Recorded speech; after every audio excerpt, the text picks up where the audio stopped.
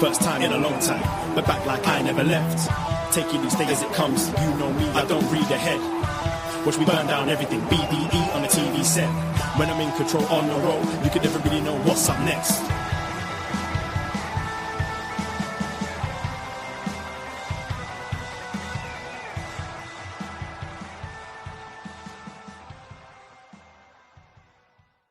Hello. Hello, hello, hello. Braden Herrington here with Davie Portman for Up Next. You found us at postwrestling.com, whatever podcast app you're choosing to use. And it's Tuesday, 10:05 p.m., which means we are live on youtube.com/postwrestling. Hello, YouTube room. How are we doing? Hello, all the NXT friends out there who may be celebrating Vengeance Day this weekend. We will talk all about a big preview and predictions for NXT on Saturday night. We'll say off the top, we're not going live Saturday night. We will be going live right here, 2 p.m. Sunday. I'll repeat it a few times tonight, I'm sure, but just letting everyone know, celebrate Vengeance Day on... Do they do cheap chocolate on the day after Vengeance Day too? I wonder, but you can find out by tuning in at 2 p.m. because we will be talking about everything from this weekend. But more importantly, Davie, give me your honest opinion. Was that Jim Carrey? Oh, is that no. That's not him? No. Absolutely not. Then what the hell happened to Jim Carrey? I don't know. He's the real one's in the same place with the real Reese Witherspoon. And no, is it Reese Witherspoon? What? No, it's Renee Zellweger. There's a new one of Renee Zellweger walking around as well.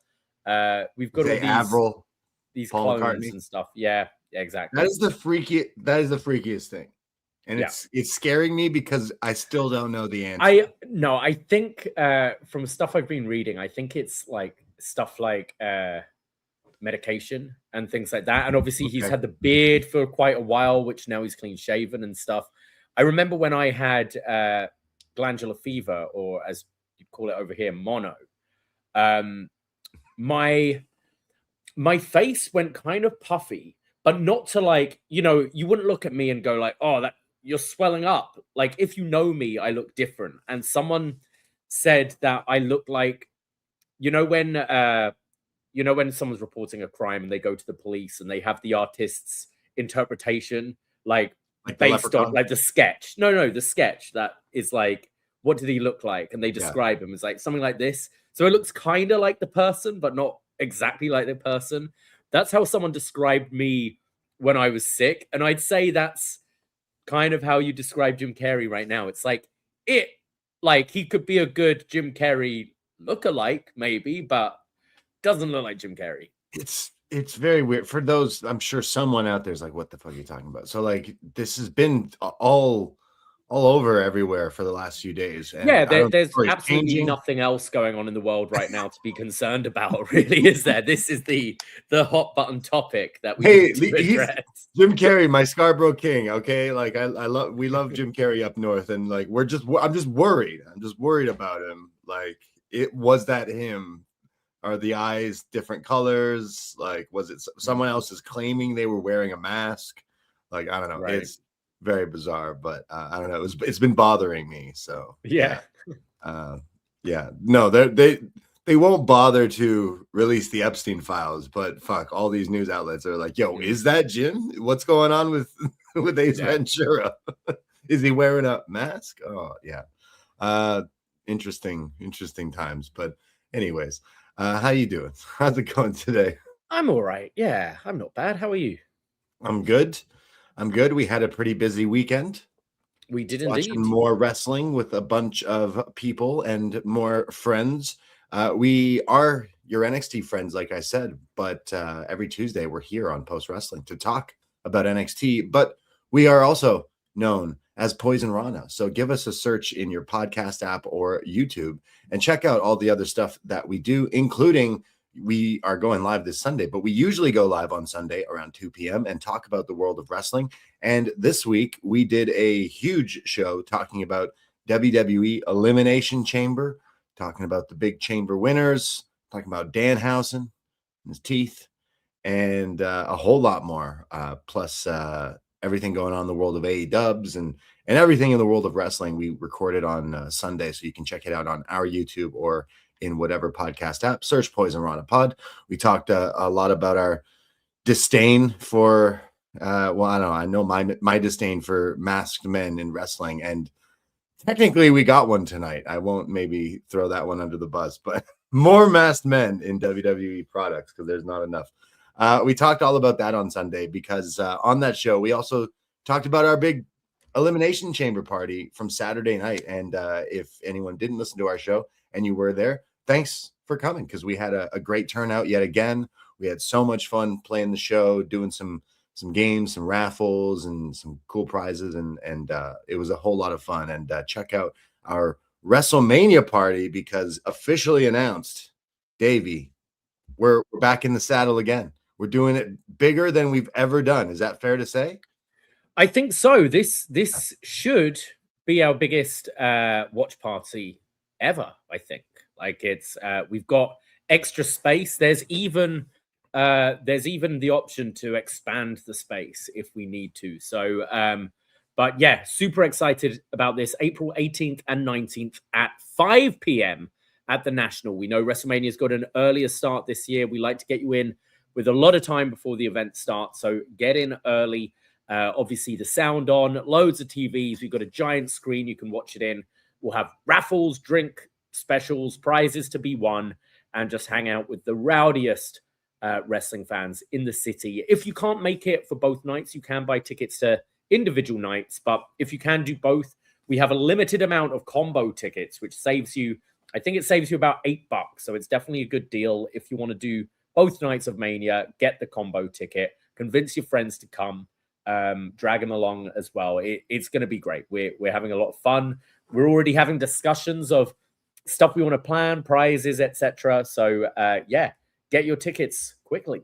Yeah, absolutely. We had some great giveaways. Retro Stone Cold vest is always a hit. The DX jerseys, some lucha masks straight from Mexico, and our boys Pure Fandom, Big Tom.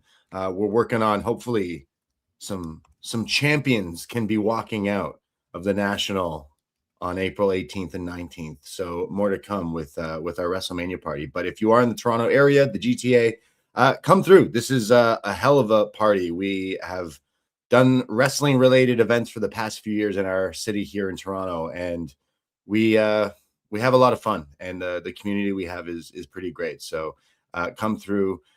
Be careful about the one, what was it? The one washroom with the stall that says "Don't use this stall," because our friend Caleb got stuck in it. Hey, as a someone who works service industry, when there's something to read, just read it. Don't sit with a menu for ages and then ask me what the fuck is on tap. If there's a sign that says "Please wait to be seated," just please wait to be seated. And if a sign says "Do not use this washroom, it's broken," Caleb, don't go in there. Yeah, I don't know if he missed the main event, but he was stuck in there for a while, which is hilarious. Yeah.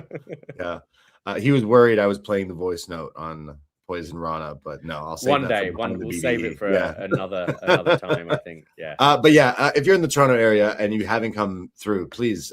This is going to be a lot of fun. We're going to have some great, games. They have an arcade there if you want to play Mario Kart in between commercial breaks.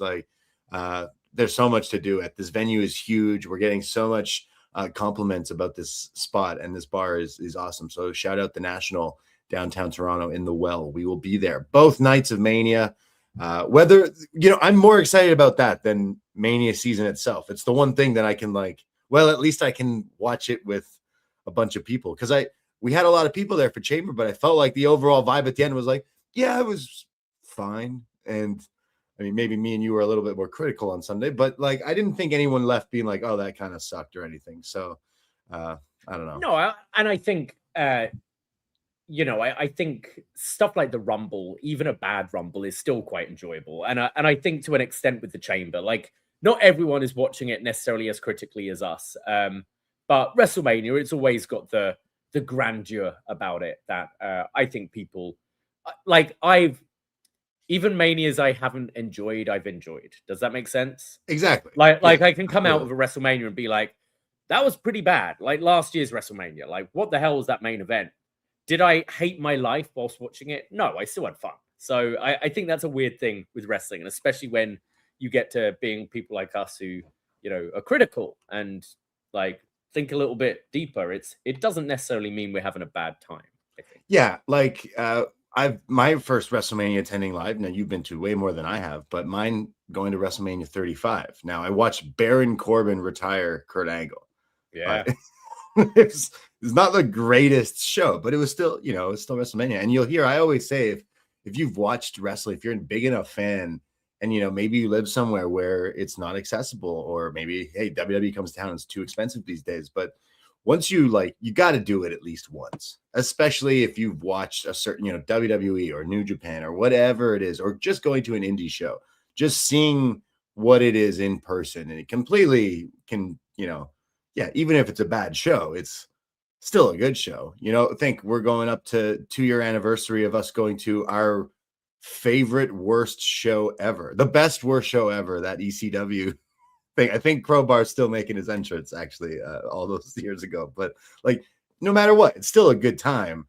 But when I see that clip of Triple H being like, you know, you go to a movie and then you write you tell your friend it's good, but then you got to write them a 1-word essay, just be a fan. No, dude, it's not like that, because I just went and saw Scream 7, and I've talked to like all my friends today about like, okay, well, it sucked, but it's still Scream. I plan on going to see it in the next few days. Like I've enjoyed every single Scream movie. Exactly. I've liked every, and even though the ones that people be like, no, that was shit movie, I've kind of defended it. So I've heard that rumbling from a couple of people, but yeah, I'm kind of not paying attention to it because I always enjoy these. I loved it. Like, it's not, okay, I know it's shit, but it's like wrestling. I'll never, like, they can make Scream 18. I'll probably still go watch it. Like, you know what I mean? So my rule has always been like, as long as the killer is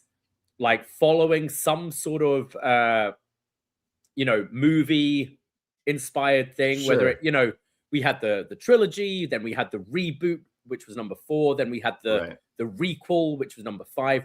As long as it's kind of following trends of what movies are doing, I'm okay with it. As soon as it just goes, this guy put on the ghost face mask and killed people for no reason, and that's it, I'm out.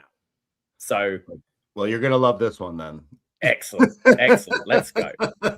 You know what? Like I realized like the last one, Nev Campbell wasn't in it. It wasn't in it, and then now she's back in this one, and it's, I don't know. Maybe that did made me like it a bit more or something like that. I'm telling you, this is not a good movie, but I still really enjoyed it. Does that make sense? I hope that makes sense of what we're saying.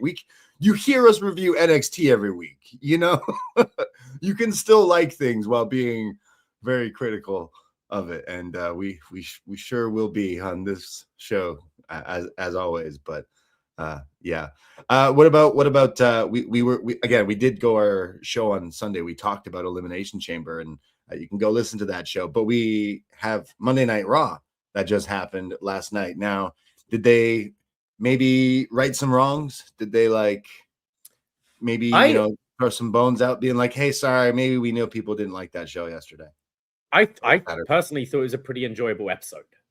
Like starting right away with Gunther and Dragon Lee, which as I'm watching it, I was like, oh, this is the dynamic I always love with Gunther, like big guy, little guy. And we've kind of, I think the AJ Styles tag run with Dragon Lee was good for him, but we kind of forgot how good he is because he's just sort of been, you know, generic luchador like Rey Fenix has become or whatever. Whereas I thought this match was awesome. And if this was on the pay-per-view, I think, like, I feel 4 matches. I know they do the commercials and stuff, but 4 matches, come on. Like, if they added this one to the pay-per-view, I think it would have brought up the overall quality of the whole thing. Agreed. And I did think it kind of righted a wrong a little bit because, I thought it made Dragon Lee look great. I thought it made Gunther look great. I'm still curious what the direction is with Gunther. Is it going to be Rey? Like, what are we doing? But I just, that one of my, like, definitely, I enjoyed that way more than anything on the pay-per-view. I kind of agree. Yeah, I asked you today. I was like, hey, I'm going to check out obviously the Punk Roman stuff, but is there stuff I can cherry pick and you're like, oh, you should definitely check out that match? And same with Penta Dom, like that was pretty fun too. And obviously Penta getting his win, but loved seeing Dragon Lee and Gunther. And I totally thought, why wasn't this just on the pay-per-view? Because at least you had that in between kind of the chambers that it would have definitely, I don't know, it would have totally worked in that setting. And maybe at least when we talk, we do so many retro reviews and pay-per-view reviews where it's like, you can have this like all-time stinker pay-per-view or PLE or a show. But if there's like at least one match of the night that stands out, that's like, hey, that was pretty good, or like, oh, a classic, and the rest of it, at least you get that. Whereas I felt Chamber was just like a whole lot of kind of nothing. Whereas I also think I enjoyed that match more than anything I watched on the Chamber. I think with Chamber as well, they didn't do enough to. I know we kind of repeating ourselves, but they didn't do enough to highlight people that were getting eliminated in the match. You know, I think we were going into it thinking we were going to get something huge for Javon Evans. Obviously, no one expected Javon to win and go to WrestleMania, but he didn't really get a big spot. Same with Trick and LA Knight. I know he had the unfortunate botch, but like if he hadn't, his elimination would have been hit an elbow drop and then low blowed and he's gone. So I didn't think they did a good job really like building up the individual stories or characters or showcasing anyone in those. Whereas this match with Dragon Lee absolutely did that. Yeah.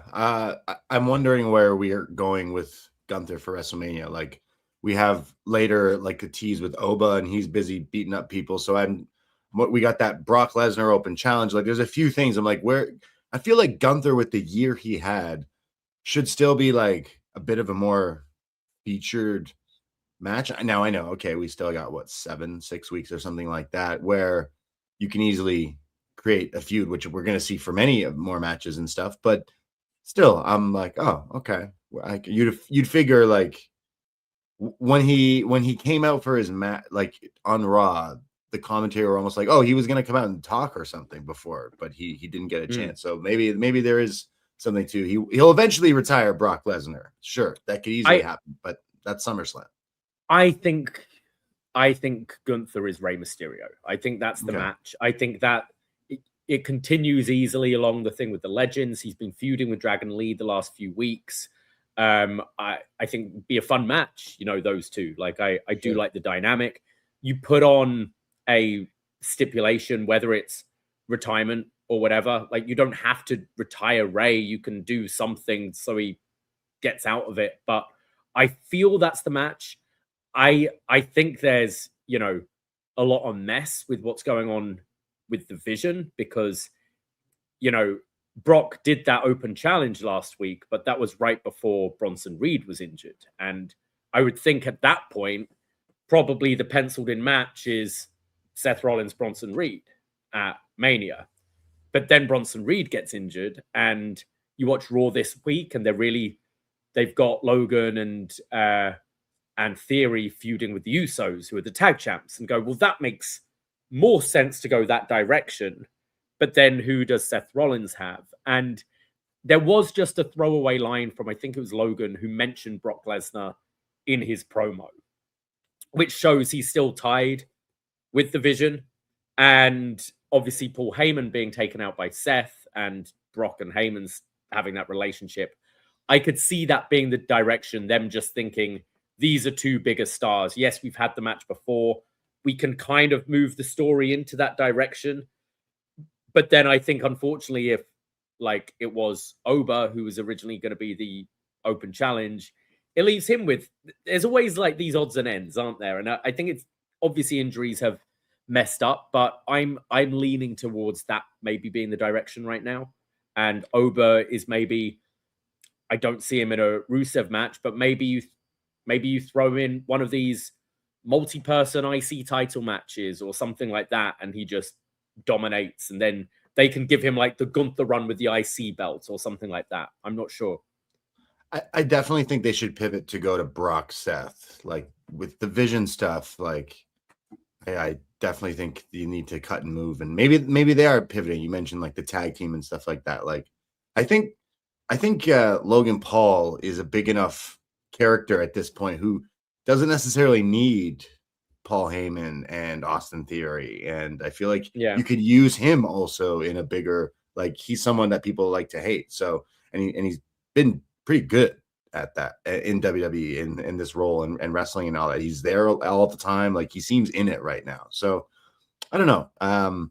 Brock, Seth, we've seen before. I just mentioned WrestleMania 35 that opened the show, right? And Seth beat him, and we've seen it, but still, it's probably the best option. It just sucks. Like the whole thing. That was 35, so 7 years. Yeah, it's just this whole vision thing is just a write off for me. Like watching him, like, oh, this is rough. Like what? Okay, he took out. To be Paul fair Heyman. to them, it's kind of out of that. Like it's of course, it's not entirely their fault with this. Absolutely. Right? Okay, so he attacked Paul Heyman, so therefore Brock is like, you know what? Screw my open challenge, Seth. I'm gonna get revenge because he's still my guy. So there you go. Yeah. That's how you write that match, and unfortunately, just forget everything else because it sucks. And then have Braun when he comes back, they'll do a masked man angle, and he'll return. And you can do that later. Yeah, exactly. Oba though, you're right. If Gunther is with Rey Mysterio, which also sounds great, then Oba needs to crush. Oba should do the open challenge. It's like he should crush someone. Sure. Yeah, why not? And or something like another big medium. I can't see Rusev all these weeks of these two feuding. Like absolutely not. I think they're fighting next week, and I feel that's one and done. I'm hoping. We also had you mentioned Dominic Mysterio versus Penta, but Penta winning via curse. That's right.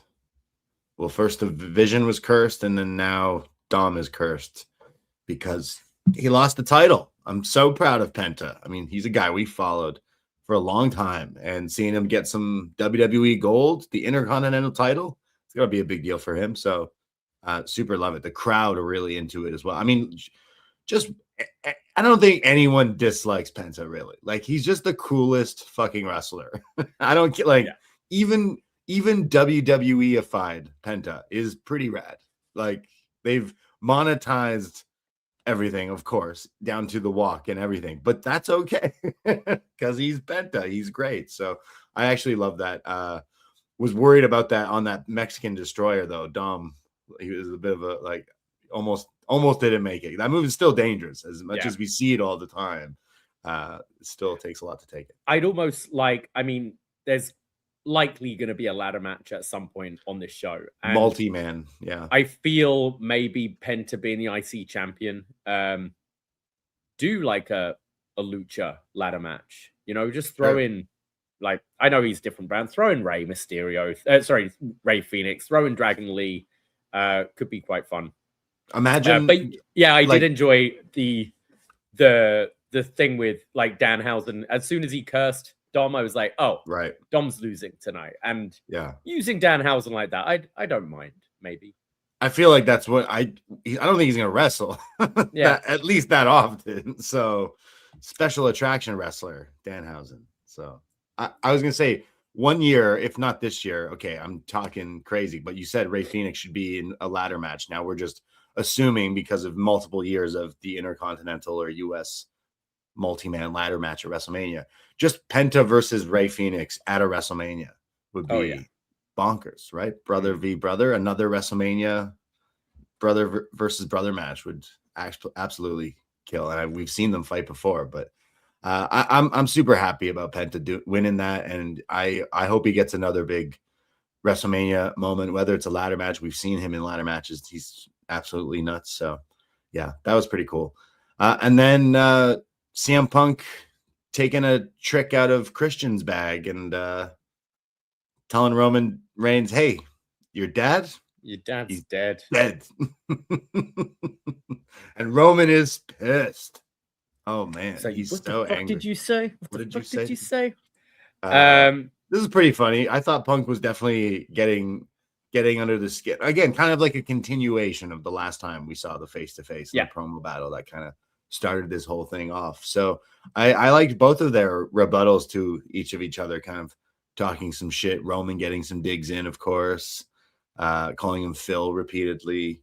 Punk.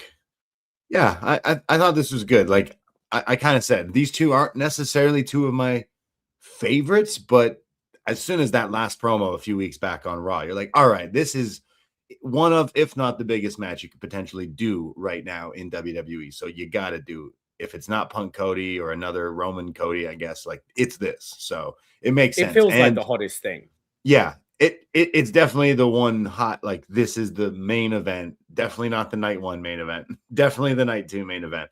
It feels like that. And, you know, it's interesting because, you know, if you were watching all these years ago with Punk and Roman all the way back then, it makes a whole lot of sense. Like I was saying last year, oh, the story is right there. So they're finally going into that. They keep referencing, oh, you're mad I talked about you on a podcast. Like, grow up. that kind of stuff. It's right. There's so like, and I think this is why like CM Punk is so good. Like Phil Brooks is so great at playing CM Punk because like, man, he can talk and he can get you into it. And I'm watching this like promo and he starts off by saying, you know, I'm not one to hold a grudge over something someone said on a podcast once. I'm like, sorry, what were the first few words there? I'm not one to hold a grudge. Yes. And I'm like, come on, you fucking hypocrite. And then by the end, like 2 sentences later, I'm like, oh man, you got me though. Like I'm into it. I'm believing you. So it's yeah. I thought the references to the podcast, but I love the line about like I brought you in, and Roman says no, you brought in the other two, which is something like a lot of people know about that. You brought in Chris Hero. Yeah, exactly. So I like that. I think I really like this segment. I'd say the only thing that kind of I didn't necessarily like was the final line about I'm gonna bury you next to your dad. Like, not that I'm offended by it. It was just a bit of a leap, you know? You've gone from this, like petty personal feud. And then it's like, and I'm going to kill you and your dad's dead. It's like, whoa, okay. Like, is that just to set up for the Larry rebuttal next week? Like, they're just saving certain things they can use in their chamber. But it was the one line I was like, I don't know if that was, if that necessarily worked for me. I enjoyed Roman calling him out for like, you're a hypocrite. Like you say these things and then these people listen to you, but you're straight up a liar. You're lying to these people. So again, when you blend real life stuff into storyline properly, it can make for some really good stuff. And Roman, as we've seen in the last like easily 5 years, have stepped up in his promo to being totally confident. Like long were the days of suffering succotash. Like he is now like, you know, the OTC. So yeah, I'm happy that at least we have like what feels like a really big main event, and they're treating it like how I don't know. I wanted this right away when Punk came in for that Mania, and okay, we had the Drew stuff, which was really good, and injuries and stuff, and then last year, but like this is good. I'm looking forward to seeing more of the promo battles leading up to it, and hopefully we get some more, you know, shitting on each other. I mean, he's got to talk about his dead dog for sure. Yeah. He mentioned his dead dad, which is weird, but yeah. I think for me, the things I'm enjoying the most right now are based on the promos and how personal it's getting. And it's this, and it's the Liv and the Care thing. I think they're doing a really good job with that match. And especially considering Stephanie's English isn't great, like how they're managing to create a personal feud out of it, I think is pretty impressive. Although Stephanie can sing in English quite well. Have you seen that commercial? Yes. What the fuck was that? The cricket commercial? Penta singing. Yeah, there's a bunch of wrestlers singing about Cricket Wireless, which I don't even think we have in Canada, but they aired on our feed. But I'm not too like super hyped about Vicaire and Liv, but I think they've been doing the best creative way possible, which you can hear. I don't like a lot of the creative stuff in WWE, but at least it's something a bit different. And like you said, they're doing a proper way of trying to tell a story. And saying, oh, I signed to WWE when I was 20. Like you said I was given this. Fuck yeah, I am, because I'm good and I'm better than you, essentially. Mentioning you were wrestling in flea-ridden rings. She's talking about Arena Mexico, or what is she talking? What is she talking about?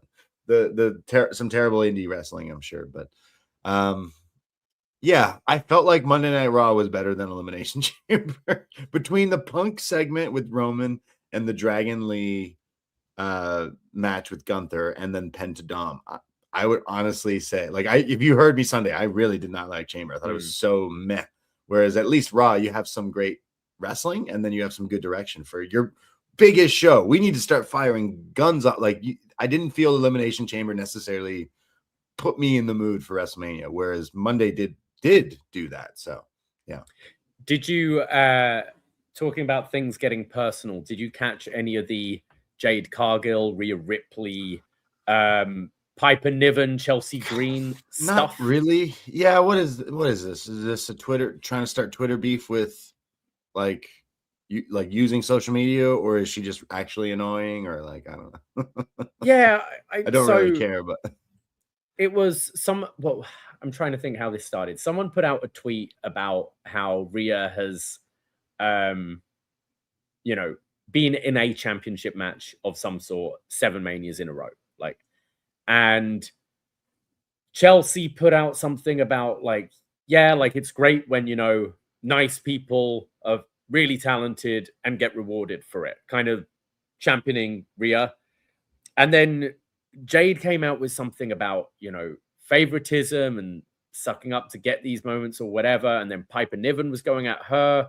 And then Rhea was going back and kind of saying, Jade said something personal, and it was all like messy. But the thing is like, if this is a true beef, I don't know how effective this is for me.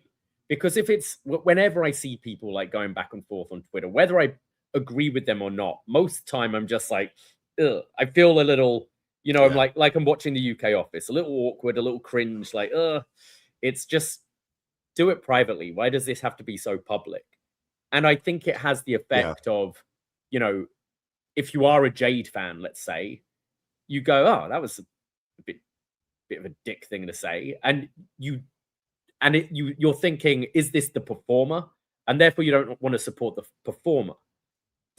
I'm kind of rambling a bit, but do you know what I'm getting at? No. Yeah, basically, what I'm saying is, they're trying to create, like, make it seem like real beef, and then they're going to fight. Whereas I think it just comes across sometimes that, these two people are just quite unlikable in this moment, and therefore I'm turned off. Is this just the next evolution of the Tiffany and Charlotte feud from last year? Like, is this not like similar vibe? Maybe, like, I don't know, because it's Twitter.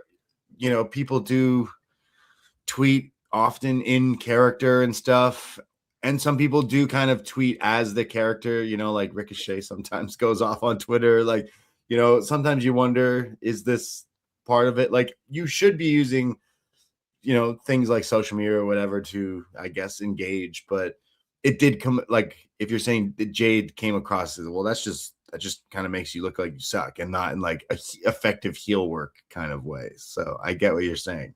Like, I'm not necessarily thrilled for that match. So if they're using Twitter to get people like talking about it, then I guess it's working, because Rhea's got a tough task, I think, at WrestleMania. So that's Twitter beefs, Twitter fingers turn to trigger fingers.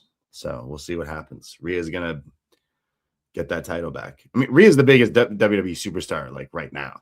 Like, I can't go anywhere without seeing WWE stuff, let alone just multiple different stuff, like Rhea Ripley everywhere. It's crazy. So yeah, I think as well, I might be sounding like hypocritical because I'm praising like the Roman Punk thing as well. But I think that's been so public for so long that it's bringing it in, and I think they're doing it in a way that works in storyline as well. Yeah.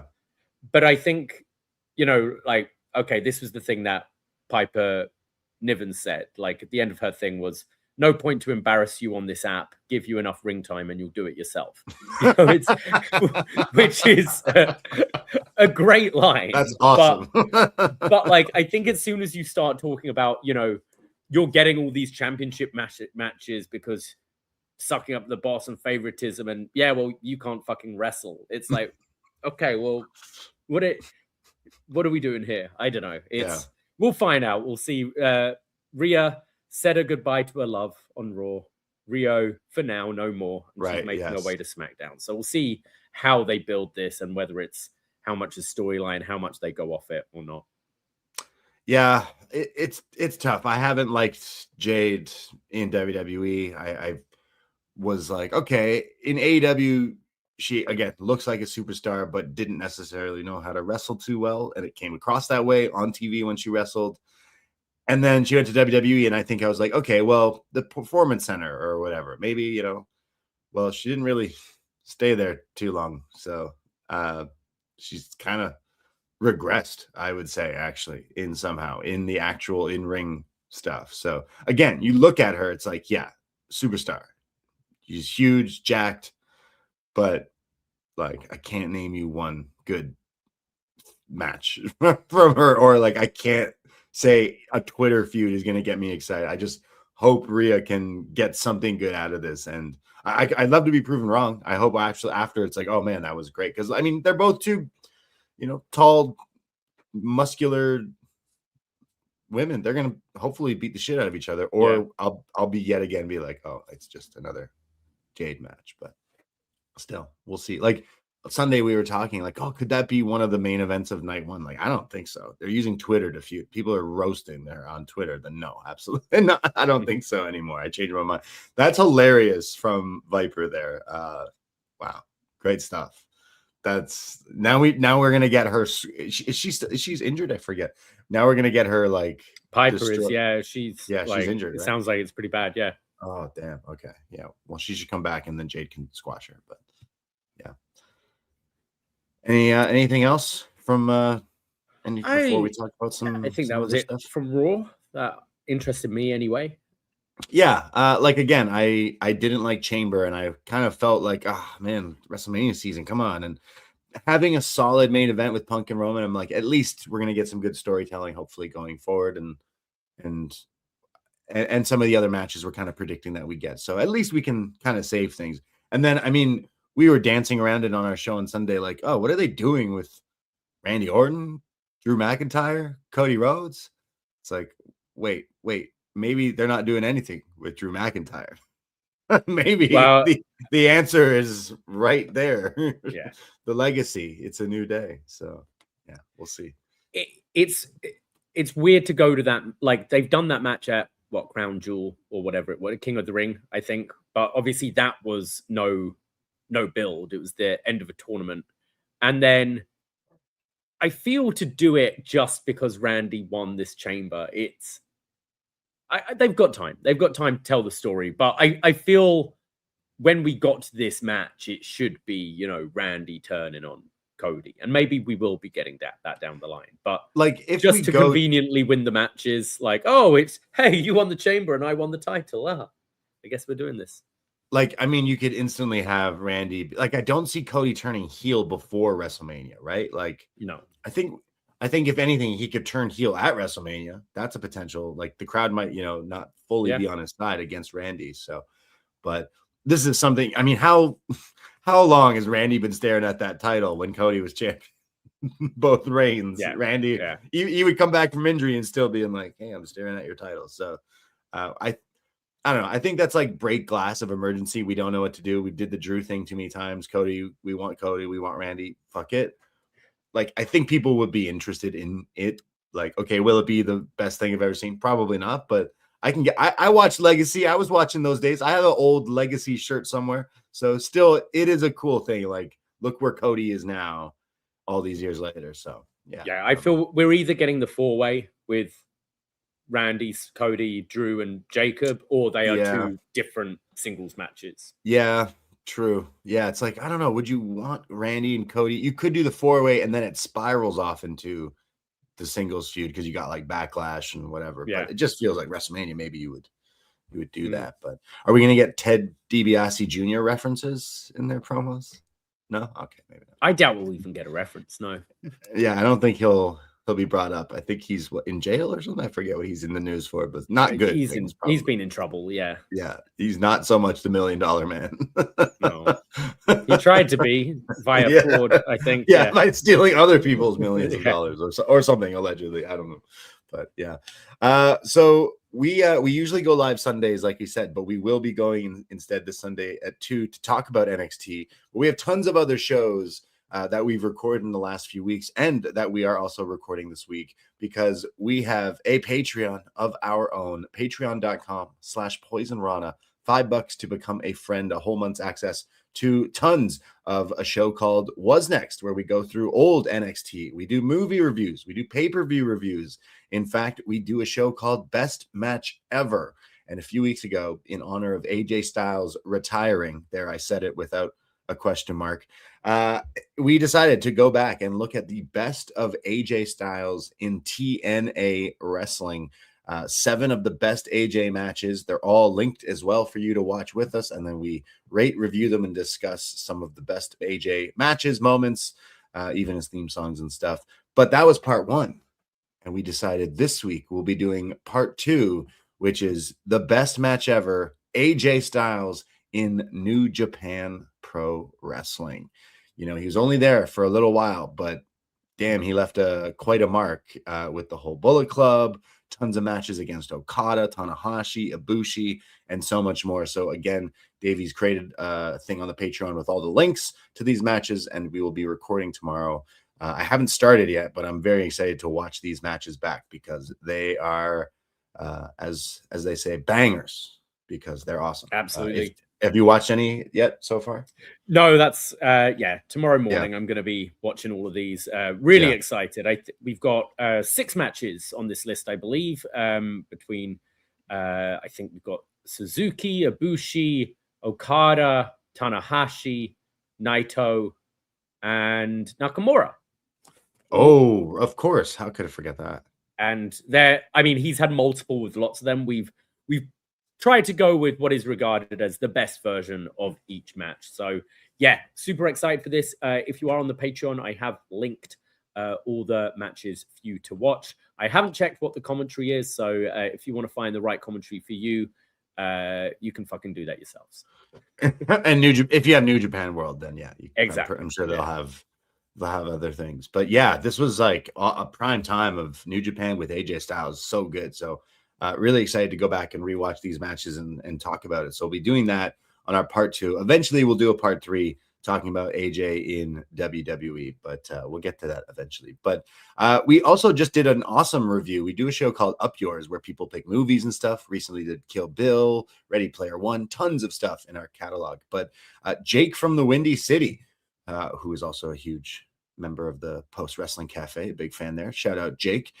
He picked Beyond the Mat, the 1999 documentary about wrestling, the OG Unreal, if you will. So we had a ton of fun reviewing this. Way too much fun talking about New Jack trying to become the next Denzel. That guy working out on the trampoline. Oh my God. Oh, Dennis Stamp. Yeah, Dennis Stamp, that's the.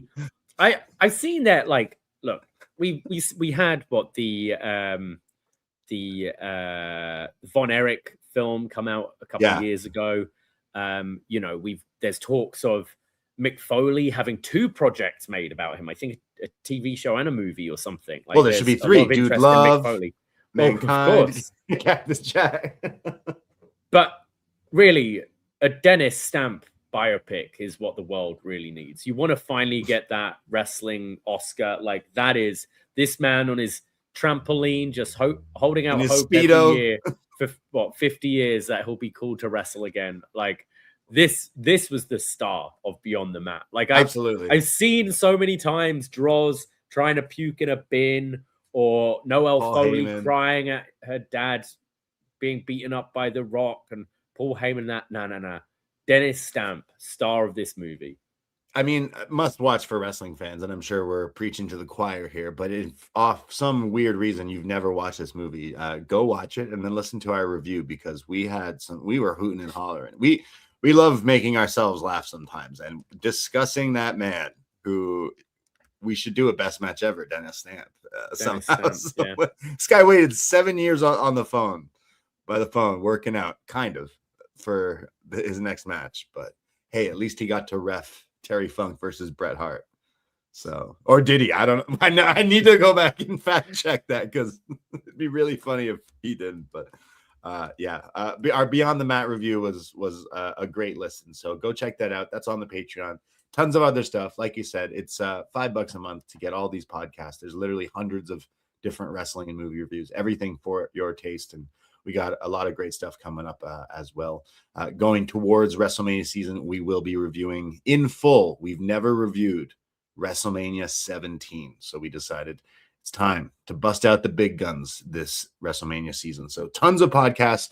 If you want to support, we are 2 independent podcasters. It's only $5 a month. Patreon.com/PoisonRana. Check them out. Check out these shows we got going on. But we're going to talk about this show right now. We're going to talk about NXT wrestling from Tuesday, March 3rd, as we head on down to Orlando, as we get a big recap of what happened last week. We had Zaruka imploding. We had Myles Borne winning the North American title.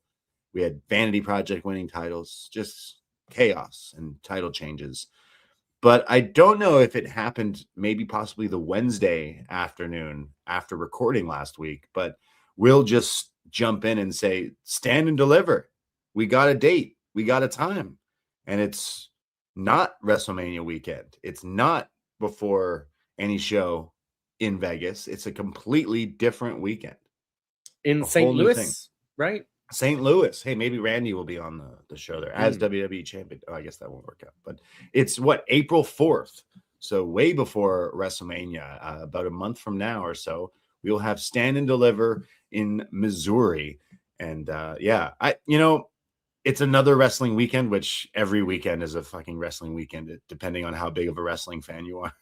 Depending, like New Japan, GCW, like whatever. You can find wrestling pretty much every weekend if you really seek it.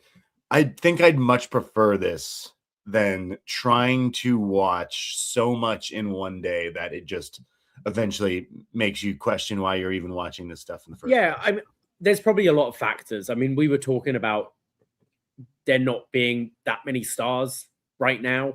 But I think it's always been a nice thing, NXT being at WrestleMania weekend. It has been since WrestleMania 31, like 10 years.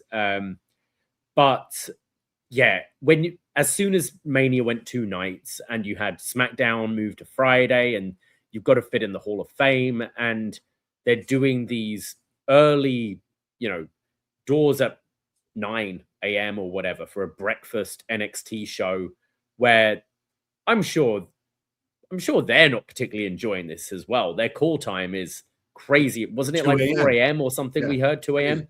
Like when you're in Vegas as well, it's like kind of, oh, fuck. And then they've got to sit through WrestleMania. I'm sure that just practically this makes a whole lot more sense. It just does. It somewhat loses the luster a little bit of not being, a Mania weekend. But I think this is absolutely the right decision to make. Yeah. Like, there's so much going on. Again, depending on how big of a wrestling fan you are, WrestleMania weekend, you could be watching all sorts of other stuff. I mean, the real main event is not Roman Reigns and CM Punk. The real main event is Joey Janela versus Brody Jr. Yeah. Which is now the main event of Spring Break. A 14-year-old Brody Jr. in the main event. And if that's not it's a double main event of Sandman retiring in his final match against the Invisible Man. Mm-hmm. Like, that has me more sold than WrestleMania right now, those 2 matches. But like, that's a lot of wrestling. If you're watching, maybe you're going to shows, or maybe you're streaming all these different shows, and NXT being in the middle of the day before a very long pay-per-view, followed by another day that has another, followed by the Hall of Fame, followed by SmackDown earlier that week. Like, just too much. I'm actually kind of glad that, I know it probably sucks for the talent. You're not part of WrestleMania weekend. I'm sure they'll still be there with access and whatever and everything. But like, I think this makes sense because it was just too much. We couldn't handle it. It was like, watch more wrestling on top of watching wrestling. It's like we need some sort of balance. I feel the same way. You'll hear me talk. I love AEW pay-per-views, but when you go to them as much as often as we are lucky enough to do sometimes, they go 5 hours plus. You're like, okay, like actually what they should do to get the NXT talent involved. And I think this is something they could do that makes something good of a pretty shit gimmick. Add Access, do a speed tournament. Right. Absolutely. Like you only have to be there for 3 minutes to watch these matches, and you can just do your first TV episode after WrestleMania. You have, more than their usual 4-person tournament. You can do a 16-person tournament or whatever, and just have it throughout Access weekend, these little speed matches, or what is it? The World now they call it, or whatever they're calling Access. WWE World, days. right? Yeah, right. and then just have the match. It's like, oh, these are the results from Access weekend. I think that would be. They did the Worlds Collide, I think, one year like that, where they filmed them all at Access, and I think that's something to somehow get them involved, and you get to see some wrestling when you're at this event and stuff. Imagine going. You're forced to wait in line to meet, like, I don't know, Jey Uso or something, and while you're doing that, you're forced to watch a. Sorry, no one's forced to line up. They're spending $300 to see these guys. Sorry. I meant. Imagine you're there and you're like at Access or World or whatever, and then like, oh, there's wrestling here, and then it's Jasper Troy. You're like, oh, yeah, I guess, but that's what you should do. I mean, talking about Jasper Troy, joking like, okay, speed tournament or whatever, but like they used to do that kind of stuff, right? They used to film a lot more stuff at these Access and everything. So I'm sure NXT talent will be in Vegas weekend. You would hope so, but yeah, I'm happy that we've moved. Unfortunately, you've booked a vacation before they announced this, so you won't be here for Stand and Deliver. So I've made the call to the head honcho of Post Wrestling, because I'm making the hot tag, announcing here first, so he can't ever back out of it in the next month. John Pollock will be joining me for our Stand and Deliver episode of Up Next, April 4th, coming soon. So looking forward to that. But don't worry, Davey, I'm not mad that you're missing NXT at all. I understand. I'm not mad either. I know they're gonna have They've done this before, though. Like I actually get really stressed trying to book holidays, especially when you're going with someone else and you're trying to, like, I'm trying to work it out with your timetable and my work's timetable and my girlfriend's timetable and all this, and it's stressful. And then I'm like, all right, I think I found the perfect 2 weeks to do this. Then it's like, Vic Joseph, Stand and Deliver, April. Oh, fuck off. But it's impossible. You can't go, you can't go 3 weeks without hitting some sort of pay-per-view. Every weekend there's something. Again, depending on how crazy you are into this shit, you'll find it. You watch, Japanese wrestling, indie wrestling. Everything is filmed and streamed in, streaming services and wrestling. Indie wrestling net or whatever. Like, you can watch as much wrestling as your fucking brain can't handle. So don't worry. It's just Stand and Deliver. It's going to be Shiloh Hill versus Jasper Troy for the NXT championship. Oh, yeah. Send you a pic when it's happening. So let's talk about NXT from today, March 3rd. I know we went long. I'm sorry, but we're talking about NXT right now. And we're talking about the new NXT North American champion, Myles Borne, comes out to a nice pop here in the Performance Center. He says, wow, I hear you tonight, and I heard when I won last week, and I mean it. I could hear it. I could feel it. And I want to thank my fans, and that's what you thought I would say. But I also want to say thanks to my biggest haters, including Ethan Page, because you poured gasoline on a fire. You unleashed an animal inside me. And, well, now I'm NXT North American champion. So can you hear me now? Is that the Verizon commercial? I think used to be. This is where he's interrupted. Ego. You don't have Booker T singing his song as much, but I definitely do, because it's sketchy. Oh, it's great. It's just, I might have said this before, but every time it sounds a little bit like S Club. So it's ego. There ain't no party like an S Club party. There ain't no party like a. Or he's saying, if you're gonna do it, you're gonna do it with a smile, I think is what he's saying. But yeah, right. Yeah, it sounds one just of the like one of the better themes. I think we hated it at first, and then we're like, no, actually, This is pretty great. Ethan comes out. He's hot. He's like, hey, if it wasn't for me, you would not be champion. I did this and I helped create this version of you. So, I want a rematch. I deserve it. I no one's come into NXT and won the belt as fast as I have. I've won championships in AAA, and then no one has held this title, the North American title, and has as many successful defenses as I. So I'm the guy that carried this brand for the last 2 years, and I deserve my rematch right now. So they're face to face in the ring. This is when Mr. Stone comes out and says, you guys want to fight? Well, actually, you should fight right now. So in their clothes, these two guys are going to have a fight. So Myles starts beating down on him and attacking him, trying to rip at the shirt. But then eventually it's Ethan who rips off the dress shirt of Myles Borne. Myles comes back with a very nice spinning fisherman buster. I thought was quite good. Yeah, I think he hit this last week as well. It looked very nice. But cool. Better than his actual finishing move, the zigzag, I think. It's cool.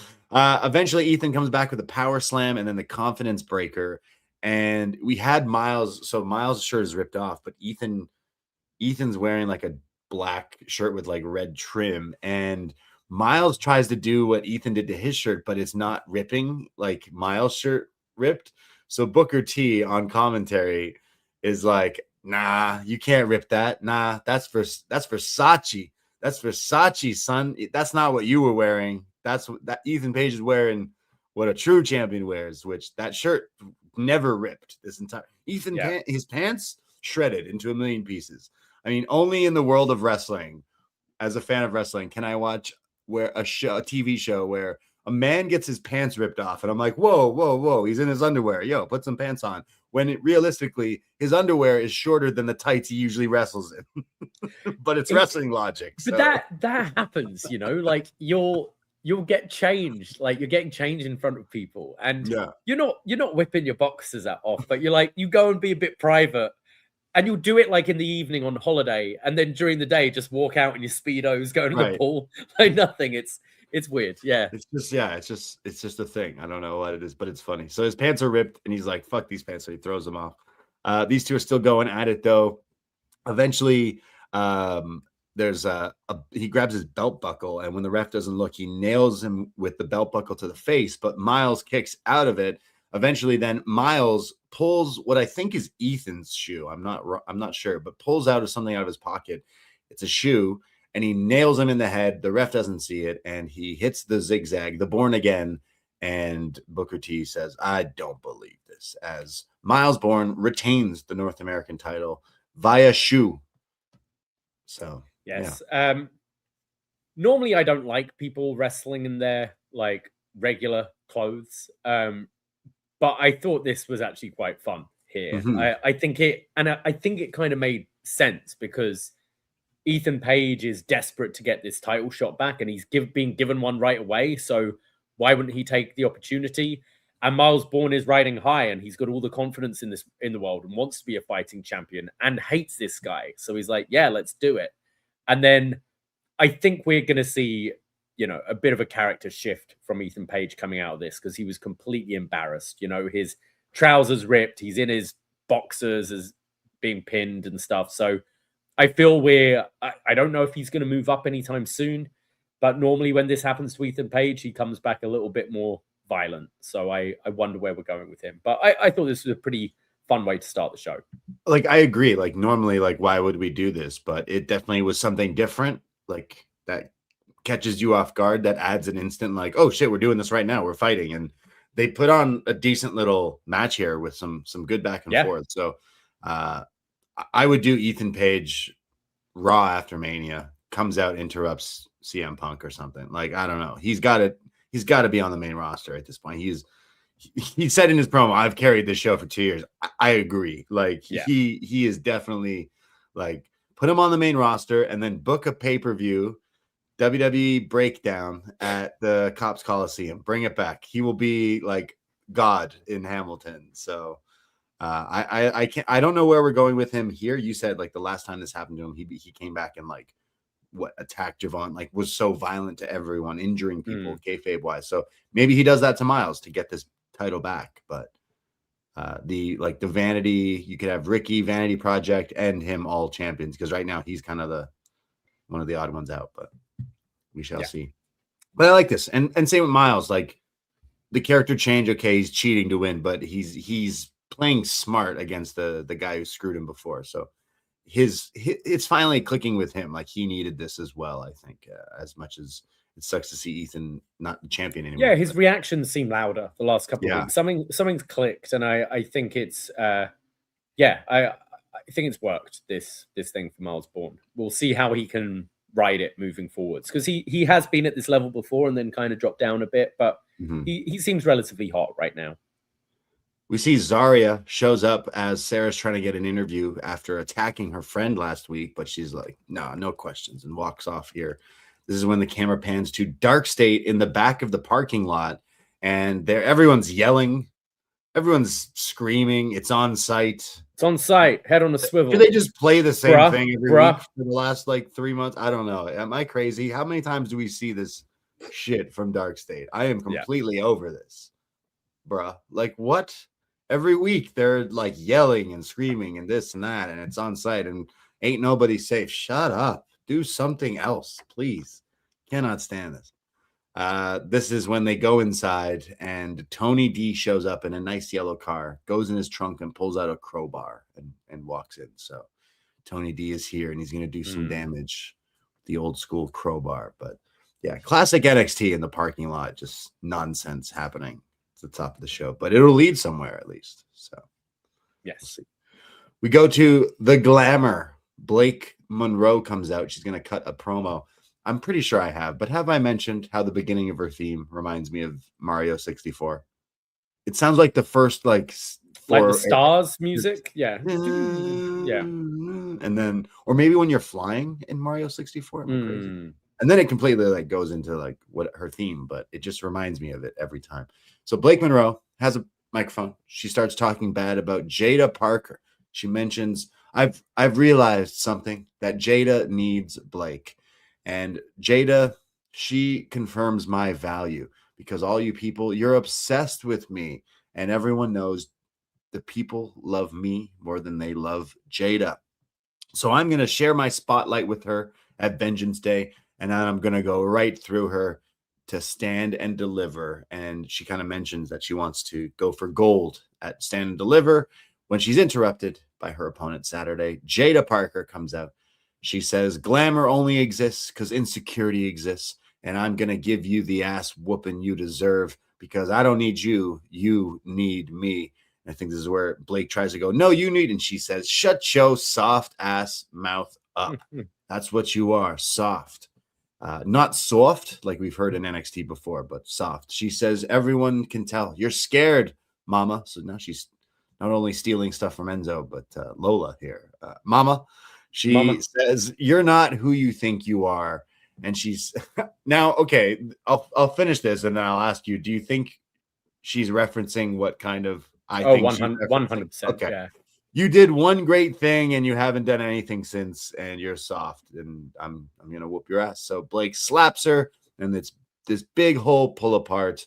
And it's the match this Saturday. But is Jada referencing, hey, you did one good thing with Tony Storm, and now you're kind of flopping? Okay, so this kind of goes back to our conversation at the beginning about, CM Punk, Roman Reigns, and this Rhea Jade Cargill thing, whether it's like a planned beef or real stuff or whatever. In the context of this show, if you knew nothing about Blake Monroe, you didn't know she used to go by Mariah May, this still completely works. You did one great thing. Well, that could mean, you came in and you were the North American champion for a bit. The fact she says she calls her a mediocre bitch, which really ties to that with life of mediocrity. Yeah. Live a life of mediocrity. Yeah. Led me to think she was talking more about this, great match. And we can't understate, that was one of our matches of the year last year, her and Tony Storm. So I think it worked on both ways, because it completely worked in this program. But if you're, you've got your ear to the ground a bit more, you're a bit more insider, I think you did get a little bit of a kick out of this as well. And it makes you root for Jada because it's kind of the stuff we've been thinking, and I think every feud so far we've been trying to find that Mariah May that we know she can be as well. So still not loving Mariah's delivery. There's still something not quite connecting with me, but I have been enjoying Jada. And we do get the announcement later in the night that will be a street fight between these two. But yeah, you clearly thought the same as me with this segment. Yeah, I'm not liking Blake in NXT. Like every feud thus far is, I don't know, it's felt very like watered down of what maybe she was doing before. I don't know what it is, but this is again a feud. As soon as we're now deep in it, I'm like, it's not connecting at all. I think this is why Ethan Page has worked so well, because he's found a way to be nasty within the like restraints of WWE. Whereas, we have Blake later, who the makeup's running again, and she's essentially saying she's going to bring, what's he call her? The woman from hell. She's going to bring out. But so far in WWE, we've seen the woman from hell. It's a kendo stick with a trash can lid. Whereas I think when Ethan Page is going to be mean, he seems to fuck you up without using blood and all the other stuff. Like he finds a way to be nasty, and I think that's what it's. And maybe like blood and stuff can be an easy like crux to use, but we haven't seen that level of violence from her, and she's teased it a couple of times. She teased it in the Jordan Grace story as well, and now she's teasing to bring it out again. And like Big Time Baxter's saying, she keeps blending a pretty Barbie girl and crazy psycho timeless gimmick. I don't think if she's doing the split personality thing, I don't think either have been defined well enough either. That she goes from the glamorous Barbie girl to an absolute psycho. I don't feel it's been defined enough. And we'll see. I expect a pretty standard weapons NXT glass style match. You're between gonna drag these her two, through glass, champagne bottles, kumite. They're gonna dip their fists in like glue. But I do think Jada's been great. Like she gets great reactions. I think she sounds awesome on the mic. Like crowd love her. Like she's been doing really well. Like earlier we were saying like, hey, we like the Punk Roman stuff because there's like some merit to what they're saying. Like there's some truth. They're blending, fact and fiction. And I felt the same way with what Jada was saying to Blake. It's just Blake feels like it's so. Is she trying with this glamour version of her gimmick or character or whatever, Two Faces of Monroe? I don't know. But like it's so bland of what she was saying. Like, oh, glamour. It's like, again, like I said, a Dark State. You could play the same promo she's said every fucking week for since she's been here. Yeah. And it's the same thing. So like, she's a bit of a one-trick pony for me. And I'm not referring to that match, but I also kind of am. I have not enjoyed her in NXT. And I definitely thought as soon as she got signed, I'm like, oh, she's going to come in and like crush it. And it's been the complete opposite, I think, as someone watching the show for me. But I hope we can get something out of this match. I want the thumbtacks and the shoe, and I don't know, but like I can't say I have high hopes. I like Jada on the mic. I think she like completely overshined her yet again. Oh yeah, and in anyone who's feuded with Blake, I feel like has overshined her in these things. But yeah, we go from that to backstage. Ricky is with Ethan Page, and he is very sad. He's just sitting there silent. And Ricky, I will say, is wearing a fantastic like cheetah print robe thing. More on that later when he has his segment. But I was like, wow, that is a look. Vanity Project walk in like, ooh, sorry we didn't come out to help you with your defense. Like we have our match and we didn't know you were going to wrestle, so we weren't there to help you.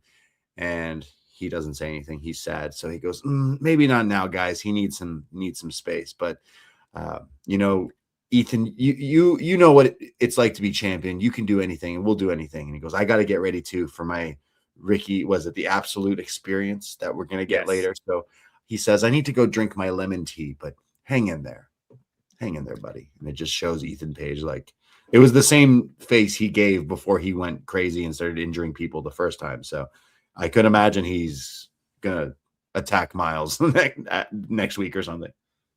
I like the attention to detail with Vanity Project saying like, hey, this match was unannounced. We'd have totally helped you out, but we were planning for hours. I love this unit, the 5 of them, and I really hope this unit isn't just going to be an NXT thing, because I think the 5 of them, like you could call the 5 of them together the Vanity Project, move them up.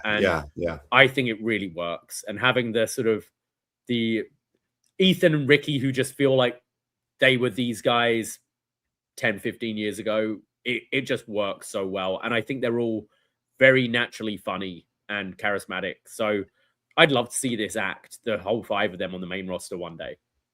Which is great. The 3 of them, the Vanity Project, are extremely young, like 21, 22 or something like that. So like already they have like stolen the scenes since coming into NXT, at least for us. We both watch the show separately, but we both say we like Vanity Project.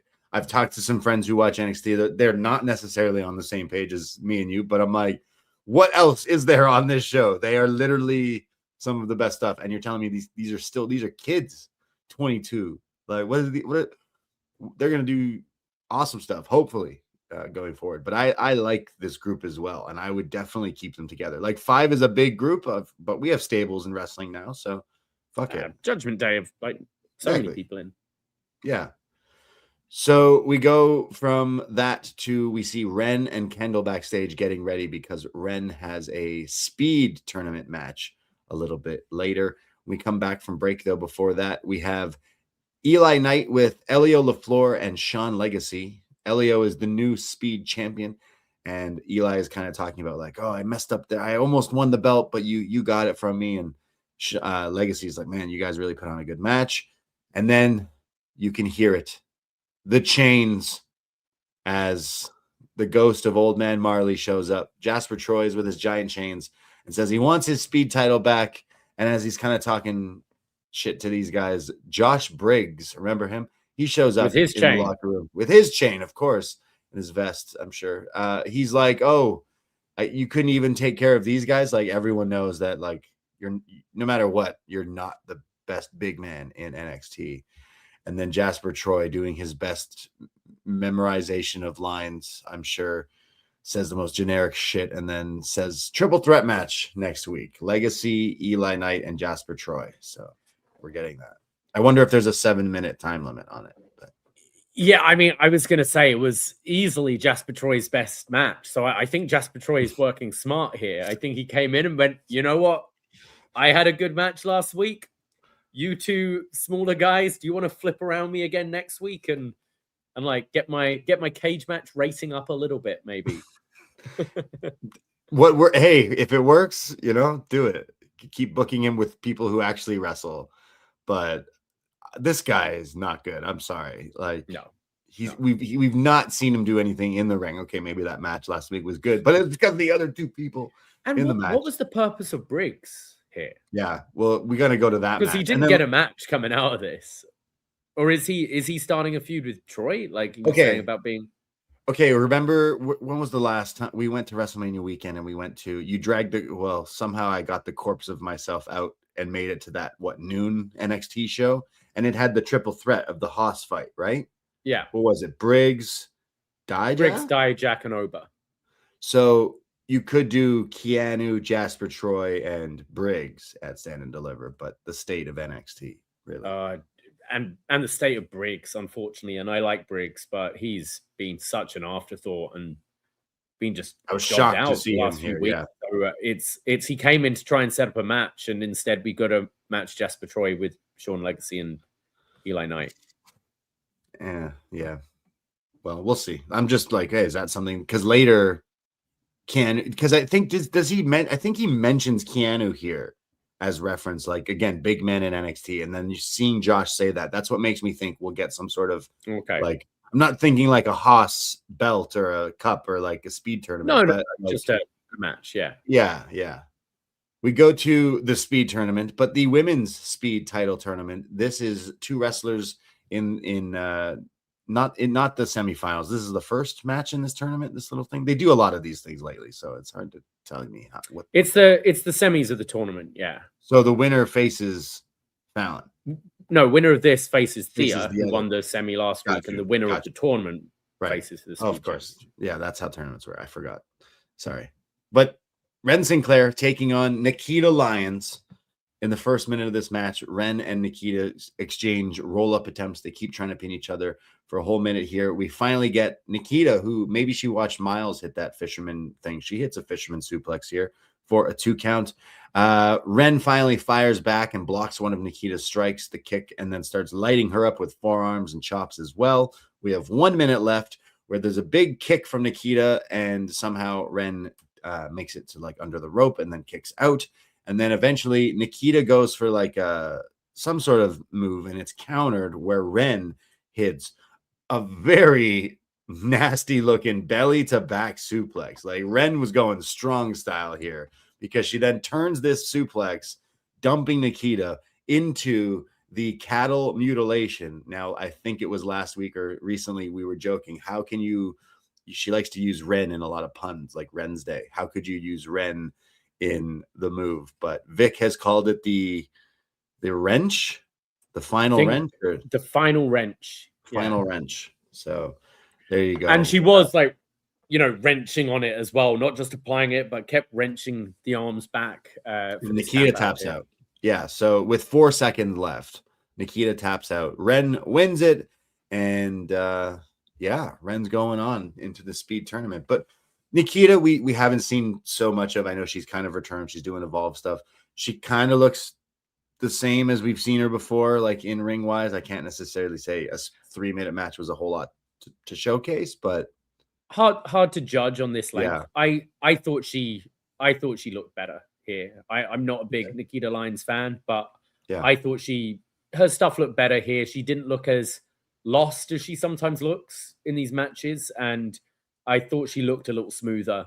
Really happy Ren won though, because I think she's great. I think that submission looks great, and she's got a lot of personality, and people like her, and they haven't given her the push she's deserved yet. So her versus Thea is interesting. I wonder if we get a Thea heel turn, because she's been quite obnoxious and irritating recently. Yeah. And whether it's this is to go on to face Fallon.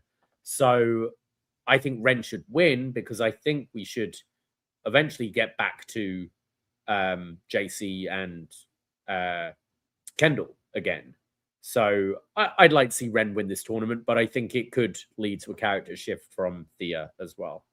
I like Ren every time she's on the screen. Like, her wrestling is really good, but she's found this, character, this, like, she's got charisma, and she's definitely, like, every time she's been featured, she steals the show when given the opportunity. And I think she's definitely someone I hope we can put more focus in, maybe post Stand and Deliver next year or whatever. I don't know, just something, because I feel like we've been pretty high on Ren for a while. And then you're pairing her with Kendall, who's obviously come in fire hot as well. So they're two of, like, these two could hold down NXT when we start to lose people, like how we've lost, Javon, Oba, Trick. What if we lose Jacy, Soul, a few big cast of the characters? I think we'd be fine with a Ren and a Kendall, but she's been watching her strong style. Definitely. That back suplex was gnarly. I've told you I've been playing my Virtual Pro 2. Maybe she has too, because she was hitting some shit from that game. So Charlie's teaching her well. She's like, he's like, let me show you some shit. Or maybe it's our boy Brooks Jensen with the PC, those Japanese matches he's teaching people. Oh yeah, they're learning, because damn, that looked nasty. Looked awesome though. So good stuff. We go from that. Myles backstage is with Joe Hendry. We have two of our champions here, Myles Borne, Joe Hendry, and Joe congratulates him. Hey, good job on winning that North American title and beating Ethan. I know he's a tough guy, but you did it. And Myles says, great. Well, thanks. I appreciate that. I really liked your chronicle. It was very inspirational. And Joe says, well, coming from someone who is very inspirational yourself, it's very good. And then they start to talk about Ricky's got his absolute experience. And he says, well, at least I'm deaf and I don't have to hear that. And Joe says, yeah, I mean, after hearing it, I probably wish I was deaf. And then does that thing when you say something maybe you shouldn't have said. And he's like, ooh. And Myles sells it as if he is very offended. and then turns around to leave, and then turns around again and does the Joe pose and goes, I'm just joking. I have a sense of humor too. And then they kind of hug off and pretend they're boys. I know you had to like babyface Myles at the end, but I just so wish this scene ended with Myles walking away, shaking his head. It's the most character assassination of Joe Hendry, though. Because he left it there quite long, being dickhead like, oh, dude, come on. And just him shaking his head like as he walked off, I thought would have been great. But yeah, this did make me laugh. No, I actually had to rewind it because I was like, wait a second, what's happening? What just happened there? Because I feel like this happens in real life where, I mean, personally, I might have my foot in my mouth from time to time, and then right away I realize like, fuck, maybe I shouldn't have said that one. Who's with me, boys? We all do it, but everyone's done it. Yeah. So they're friends now, the two babyface champions. We go from that to an NXT spotlight. Kalani Jordan. She says that they have the underground match, Kalani versus Lola, this weekend. And she says, well, Lola claims fighting in a cage is so hard and so difficult. Well, today I'm going to train and see exactly how hard it is. And she walks into this gym, and wouldn't you know it, look who's her trainer for today. Former NXT champion, women's champion, Shayna Baszler. And Shayna's like, hey, you know, Lola's no joke. You got to train for this. And then we get this kind of weird instrumental music playing while they fight in the gym. And then she's in an MMA gym with former UFC fighter Shayna Baszler, but she's doing backflips and super kicks. And Shayna was like, what are you doing? And Kalani's like, yeah, I got this shit. If you took some of the music and changed it to different music and removed some of like the super kick, this was weird. This was very, very weird for me. Like Shayna, I think the gimmick was like, Shayna's like, you're not doing cage fighting. You're doing your gymnastics and you're doing like, but the thing is, no, I'm doing it my way. And that's how I'll beat Lola. But this, I like Shayna, and I thought Shayna was hilarious because she just seemed genuinely like, what the fuck? But this was weird. This didn't necessarily make me, I think it could have been a bit more serious. I like the idea of this. Yeah. I think this is a great way of using your legends, if you want to call them that, or like your older roster members. This makes complete sense. Shayna faced Lola in Underground, and yes, she's she's on a producer role or whatever, so absolutely do this. But Kalani came into this like a comedy babyface, right? And not as the mean heel she's been the last few weeks. And I think her coming in and just actually doing the training rather than being like, let's see if my gymnastics can help as well. It didn't, the character, and then you've got Shayna, sort of, who's always been a heel most of her time and is always mean mugging and things. And her, like, she should have been more like Kalani should have been matching her, and they should have been like on a level rather than Shayna like looking at Kalani like she's this irritant, which she was in this segment. It was just, it was kind of weird. Like, I think I know like what they had the main plan of, like, yeah, it would be cool if you were in there with Shane and stuff. And like, I like that, but I don't know, the way it was put together didn't necessarily deliver. I'm excited for this. Or if you were to do it, you know, because Kalani is like, you know, she's a great gymnast. So she's saying like, oh, I can get out of these submissions and things by doing my backflips and things. It should have like then led to her doing something that catches Shayna off guard, and maybe it creates her new submission or something. You know, if she's a backflip into an armbar or whatever, and Shayna being like, whoa, actually, you might have taught me something there. And then that's her move she's going into this match with. Instead, it just was like, hey, look, I can do a backflip. It's like, all right, let's get back to the grappling. Like, I think that was the joke of it, like how she's super kicking and doing moonsaults, and Shayna's like, what? But I don't know. It didn't necessarily connect really. But also, anytime I'm seeing Shayna Baszler on NXT, I'm assuming I get to hear her theme song, and I miss that theme song. That was a good. We had good theme songs in NXT. back in the day. I am Shayna Baszler. I'm Shayna Baszler. That one, right? Such a good song. Such a banger. So good. That and Ty Dillinger's. Bring them back. Bring back the old NXT themes. We go from that to a sit-down interview. Lots of promos on this for this Go Home Vengeance Day show. Izzi Dame and Tatum Paxley. They are sitting down in this darkly, not very well lit room with the dollhouse and the spooky. They're not just sitting down. It's the final sit down. Oh, what does that mean? I don't know. That's how they branded it. The final sit down. They're never, ever going to sit down again. Not with each other. In their life. Not with each other. Never. They will never do this. But Izzi is the women's North American champion, and they will be facing this Saturday. And I liked Izzi's t-shirt. It is what it is. I like that. I use that saying often, but her name is Izzi. So yeah. The dollhouse is there, and the dolls are there. We get a resurgence of the Nico Vance doll. So we have the Sean Spears WWE action figure, but Nico doesn't have one. It's just a Ken doll with tattoos drawn all over it, isn't it? It's Ken with Roman Reigns tattoos, essentially. Yeah, it's fantastic. It's pretty funny. So they like throw the dolls away because it's like no culling this time around. It's just you and me.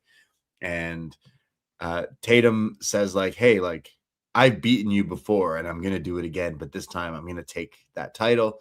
And Izzi says, yeah, well, you were busy running around with a chainsaw. I took advantage of an opportunity and I became champion. And she starts like belittling her, starts talking down to her, saying that you're pathetic. She calls her unlovable and you're incapable of being fixed. And Tatum kind of laughs it off and says, yeah, well, nothing lasts forever. And this Saturday, I'll show you of all the pain and all the manipulation you've done that I was never meant to be played with. Hey-oh. She then walks off, and Izzi destroys the dollhouse with some great slow motion added in at the end there. But very spooky, very serious dollhouse match this Saturday. It's not, but fuck, I feel like that's the end game of this feud, how we still have not done a proper dollhouse match with these two, I guess. But yeah, what did you think? I just don't like these segments. I think it feels really cheap when you play the music over these things a lot of the time. I don't mind so much for like, I know we just criticized the training video, but a training montage is fine. Play some music. When it's just people talking to each other and you've got this droning music that's going on underneath, it just feels really cheap and manipulative, like trying to just create this feeling. And it makes it feel way more fake than it is. And I know what we're watching is make-believe, but, you know, it doesn't, when you're going from just, you know, you watch a movie, most of the movie's underscored, so you almost don't notice it. But when you're going from silence all the time and then it's cinematic, it feels jarring to me. I don't like these. This feud's gone on way too long. I hope it is the blow off at Vengeance Day so we can move on and both can find new things to do. I think Tatum can tone down the weird a little bit and just be a babyface and feud with some other people. And Izzi can just... Izzi's like... I think she's been holding herself quite well when she's been having these promos on her own. And when you get away from the culling verbiage, I think she's all right. And I'd like to see her just like move away as well. I think both just need to move on to new things now. Hopefully it's a good match between these two and that can like, you know, end this on a good note. But it's gone on way too long. Yeah, Izzi Dame definitely isn't my favorite, and it's when it's this feud that's like you said has been going on for a while, but it's using spooky lights, spooky music to make you feel a certain way. I don't know. It's a little. It's not necessarily working for me. I can't say I'm very excited. I'm hoping the match delivers. I kind of want Tatum to win and go away from it. You could easily do the women's ladder match at Stand and Deliver with multiple people to continue it, I guess, but I don't know. Don't care for the dollhouse stuff. You're still doing it. I know they destroyed it, so maybe finally it's over with. But like, fuck, I can't. I also hate. So yeah, it ends with Izzi destroying the dollhouse, and then she does one of these things that I hate, and I find bad female actors do it all the time. And it's the head, the hands, and the hair, and they're like, ah! Right. It's just. Ugh. And then they added slow-mo onto it. Like, yeah, it's not great. And then didn't they use like AI a few weeks ago with Tatum's video? So it's like, this whole feud is not for me. Hopefully we can move on from it, but I could see it continue to stand and deliver because it's only a month away. So we shall see. We go from that to our next match. It is a 6-man tag. Hank and Tank and Shiloh Hill are taking on the Vanity Project, but during their entrance, they are attacked by all three. We got Brad Baylor, Matt Damon. We got Ricky Smokes, best name in wrestling. And we got Jackson Drake, the Evolve champion. They attack these guys, and it's an all-out brawl. All 6 guys fighting everywhere, and then all these refs and security guards, jobber cops come out and start to separate them when Stone comes out and says, hey, you should do the match now. So they do the match, which I thought they already said that they were doing the match. So I was like, okay, so. No, I think Stone was more like, because they had the pull apart. Stone's like, fuck the pull apart. Like, let's just ring the bell. Like, they're going to fight anyway. The match starts, and it is the Vanity Project versus Hank and Tank and Shiloh Hill. And Vic Joseph is asking, he's wondering about what happened to, was it Brad Baylor's car last week? Oh, yeah. And Booker T, I don't know why this set him off, but when I say Booker T was on one tonight, Booker T was on a few because he said, talking about cars, talking about Rolls Royce, talking about big cars, talking about nice cars, talking about steaks. And Vic was like, yo, man, I don't know what you're saying, but you need to chill. And then he just went back into calling the match. But I was like, geez, Booker, you were on one. And I got quite a laugh out of it. So Jackson Drake is in there with Shiloh Hill, and he keeps trying to attack him, and he slaps Shiloh, which he didn't like too much. So he retaliates with a big shoulder block. This is when Keanu Carver comes out and scares the hell out of Booker T and stares daggers at him and says, tell your boy to keep his name out of my mouth, and then walks off. And Vic was questioning Booker. Oh, okay. So that I misheard then, because I thought he said to Booker, keep my name out your mouth, but he meant what? He meant Jasper Troy? Jasper Troy, I guess. Yeah. I think so. I don't know. Ridiculous. Yeah. I just love Booker's reaction. He genuinely looked shook for a second there. So Vic was like, yo, man, you good? He's like, yeah, I'm fine. And he just completely ignores what just happened. But I think that's what he said. I'm that makes sense. That does make sense. The Hank and Tank are in control, and they keep tagging in and out of Ricky Smokes. And then does Vic call them the Belly Bandits? Because they then lift up their jerseys, which I thought these ones looked pretty nice. And then they shove Ricky Smokes' face into Hank's furry belly. That's the belly buster move, I guess, now going forward. This is when Booker references, is it Pity City? The Nasty Boys, where they'd put your face in the armpit? Right, yeah. I'd say that's worse than just someone's belly, but still. Yeah. Wrestling. They then hit 3 body slams in stereo on all 3 members of the Vanity Project. There's then Tank, who's in with a huge overhead throw to Jake. Sorry, what's his name again? Jackson Drake. And then there's like a drop kick which sends Hank into the steps, and then they like baseball slide into him, so he like eats the steps here, which look pretty good. The ref is now clearly yelling at everyone in this match, you have 1 minute, and no one's listening to him. But I heard this ref yell this about like a million times there. Finally, Shiloh tags in and hits more shoulder blocks, and then takes his tooth out and hits his like jumping inverted senton onto 2 of the members of Vanity Project.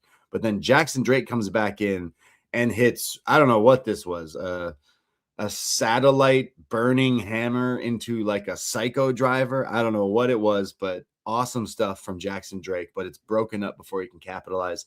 And then he runs into a huge boss man slam from Hank. And then Shiloh's in there and hits the like back suplex into the neck breaker for the 1, 2, 3. So Hank, Tank, and Shank win this 6-man tag match. Pretty chaotic. Who was it he pinned? Was it Drake? I think it was Jackson Drake, yeah.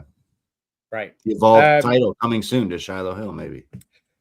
I mean, I think so. I think we'll be getting Hank and Tank challenging the Vanity Project again. Yeah, I totally see Shiloh and Jackson Drake fighting for that. Yeah. Evolved title match. I quite enjoyed this. I've enjoyed every interaction with Hank and Tank and Vanity Project. I think they've been having good matches. And I like the chaos of it. NXT, the whole show is chaos. You know, it's everyone just jumping each other. It's pull aparts the whole episode. That's why Ava left. Yeah. They seem to really be playing that up more now. Like the fact that Robert Stone, he's been like, I embrace the chaos. And it does give the show quite a nice pace, I think, when it is just moving one thing to the other. And I think it kind of makes sense, the fact that they are in the same place every week, and they do, like, it almost feels like a reality TV show, you know, when you just put all these big personalities in a house, and of course they're going to fight. And I get that feel with NXT a lot of the time, and sometimes it's overbearing, but I think sometimes it does add a nice energy to the show. And I thought this match had a really good energy. I think Shiloh is, I think matches like this can kind of hide his weaknesses a bit more and strengthen, like, showcase his strengths a little bit. I thought his finisher looked pretty good this week. I know he's done it before, but he added a bit more speed and a snap with it. So I thought that looked quite cool. But yeah, I think Hank and Tank and Vanity Project, I think match-wise, have been some of my favorite ones on NXT at the moment. Like I said earlier, Vanity Project, Brad Baylor, Ricky Smokes, and Jackson Drake. Specifically Jackson Drake. I mean, 22 years old and wrestles, like, can't wait to see what he can do in the next few years. And if he gets, like, bulks up, gets bigger, evolves even more, like, there's no telling. They could have something with these guys for sure. But I think they've been great. Like, definitely my highlights of the past since they've been featured on NXT. I was like, oh, that was my favorite. And then now they're quickly become stars and then quickly win the belts. I'm like, yeah, like, they're easily some of my favorite stuff on these episodes. So they definitely stand I wonder out. If they might have Shiloh win the Evolve title, and it's, you know, to get him off, like, main TV for a bit. Yeah, put him in Evolve. Get some more reps in and stuff, and work out some things, because I think he's shown that his wrestling is, like, he's green, but I am seeing improvements as it goes, and he is hitting. But I always just compare to Jasper Troy, but they're the two LFG winners, right? Like, I think he is showing more than that, and maybe you've established him on NXT. You could then have him hide a bit more from NXT, do some more stuff on Evolve. These three are now full on NXT. Just do a little trade for a bit and get him to get some reps there. Like, I don't think he's awful. Like, I think he's better than Jasper Troy. He's got, like, better wrestling and better charisma, but can we get away from John Cena's retired? No more shoulder blocks. All right.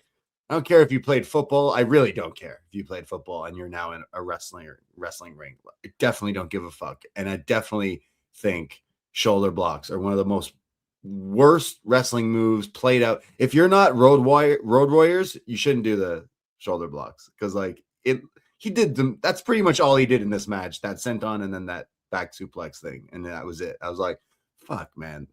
And then taking out the tooth thing, I'm like, okay.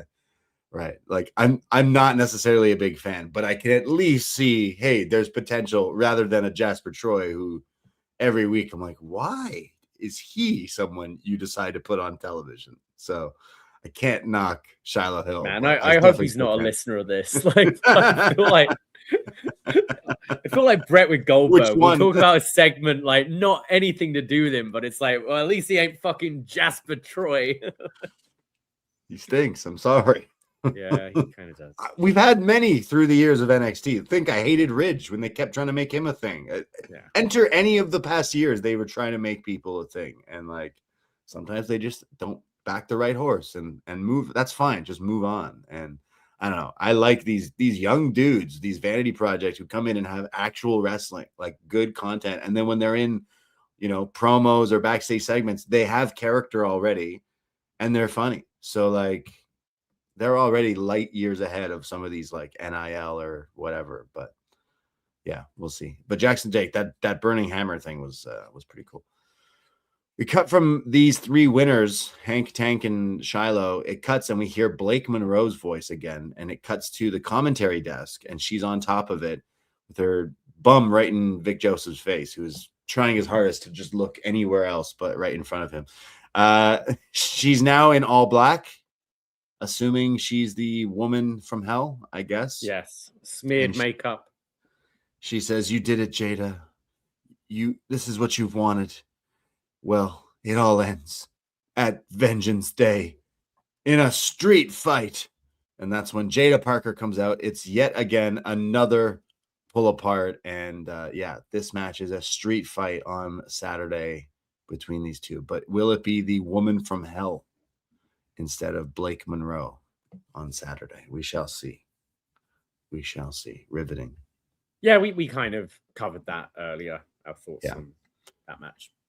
Hey, Dark Stater backstage. Osiris Griffin has been attacked. He's doing the Peter Griffin. He's attacked by the crowbar, I guess, from Tony's car. Let's play a little fill in the blank, some Mad Libs here, if you will. What did Dion Lennox say here? You have one guess, Davey. He did say it's on site. Okay. Next time I see you, Tony D, it's on site, bruh. Right. So you better keep your head on the swivel, bruh. I just want to clarify that when you hear either of us say that, he literally, I think that's the only thing that they can legally say as this Dark State character. Ain't nobody safe when Dark State strike. Yeah, including yourself. Osiris looks pretty hurt right now. It's on site. It's on site. So Dion Lennox is pissed. He's going to go to the ring and call out Tony D. Before we go to that, we see Lola earlier today in the doctor's office getting her hand checked out. At least this looked like it wasn't just filmed in the Performance Center. This was actually like they had like medical equipment and shit. So like it looked at least better than what we've seen in the WWE trainers like office. This doctor to me, I remember when I first moved here and like weed wasn't fully legal, and I went into a dispensary and they say, "Oh, you just got to get a prescription from the doctor." And I went on like Zoom to this just woman in a lab coat, and she's like, "Oh, so what's wrong?" It's like, "Oh, I've got insomnia." Cool. Here's weed. That's what I got from this doctor. This was just some bloke in a lab coat. And he's like, "Oh no, your hand's pretty fucked." She's like, "Yeah, well, I'm gonna fight and I won't hold you liable." He's like, "Good enough for me." Yeah, like she has these things already signed. Like, "Hey doc, like you're not liable for any of this shit. Like, don't worry. Can I still fight?" He basically says your hand is like injured. It's not like the most serious, but if you aggravate it more, there's potential that you could be out like forever. Your arm could have permanent loss of some of its functions. And she says, "Well, this is a risk." She's like, "Mama, don't worry, you're not liable."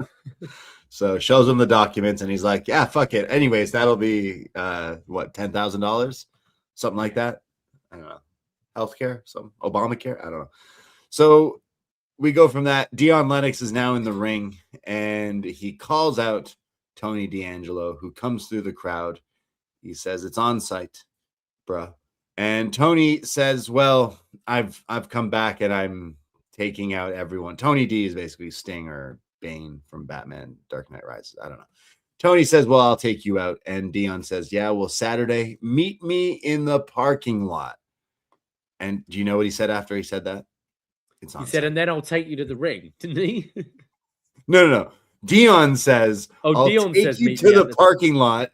It's on site. It's on site. And then Tony rebuttals with, "I'll whip your ass and then drag you to the ring and beat you in front of all these people." So a parking lot. I thought we were setting up a parking lot brawl, but it's just a singles match, I believe. Okay, so maybe they're going to start the show in the parking lot and then like go there. That's what I imagine. But I was totally expecting a parking lot brawl. Yeah. Kind of cop out, right? Yeah, it should have been. But okay. Vengeance Day this year is just at the Performance Center. So we're getting the full, true NXT parking lot. Therefore, you don't know what could happen, let alone a Florida parking lot, the NXT parking lot. Dangerous. Just have the ghosts of like all the victims of like Kenta and Aleister Black and all that just lying out. What was it? Such a shame. Such a shame. That's what started it. The Kevin Owen. Such a shame. Hey, you see Kenta is advertised for the mystery wrestling show in Vancouver for some reason. Right. I don't know why, but Kenta's going to be at mystery wrestling. And then MJF pulled out of the Edmonton one and they got Taka Michinoku for that one. I'm pissed that we're not getting Taka Michinoku. Would have asked him out to go out after, but hit Michinoku drivers everywhere. We go, so it is a parking lot match. It's not, but like I assume that starts the show, and I think they will be fighting and then they end up in the ring. But Tony D versus Dion Lennox.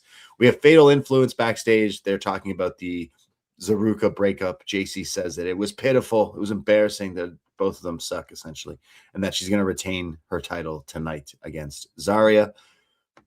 Backstage, we see Myles Borne, who walks into Charlie and Tavion Heights, former, what was this group called? Diamond NQCC. Club? Oh, NQCC. Sorry, Diamond Mine was something else. Right. Yes. Forgot about that. Remember the Creeds? They still do stuff? Right, yeah. They showed up recently, right? And then kind of... They sometimes show up in like commercial break, and they had a match in Toronto, didn't they? Yeah, I remember, yeah. So Tavion, Charlie, and Myles, the no quarter catch crew, and Myles is champion now and says like, hey guys, always appreciate our time together, and basically like, hey, we're boys, whatever. So he walks off, and Charlie Myles is like still like, hey, you helped train me and brought me to this level, and now I'm doing great, thank you. So he walks off, and Charlie goes, look at us, this guy's champion, and me and you, we're still spinning our wheels. Fucking hilarious. So this is when the Nepo Baby stable show up. You see where this is going. And Uriah says, hey, last week I beat my former teammate and proved like I beat my former teammate and I claimed my birthright. And now he's full on joined these people. And Charlie and Tavion, they're kind of like, I don't know about you guys. And then Ariana says, well, yeah, like I'm champion. And, Charlie, you should really think about it because it is your birthright too. And then they walk off, and Tavion says some true wisdom here that maybe some people should listen to. Don't take advice from Lexus King. So I imagine Charlie joins this group. Come on. He should be the real leader of this group.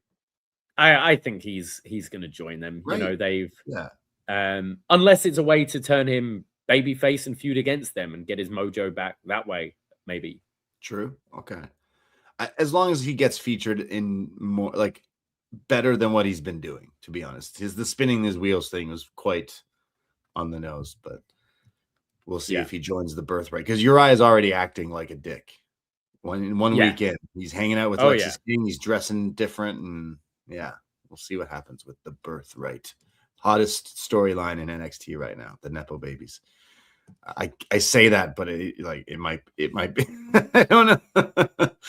We go to our next match, NXT Women's Championship.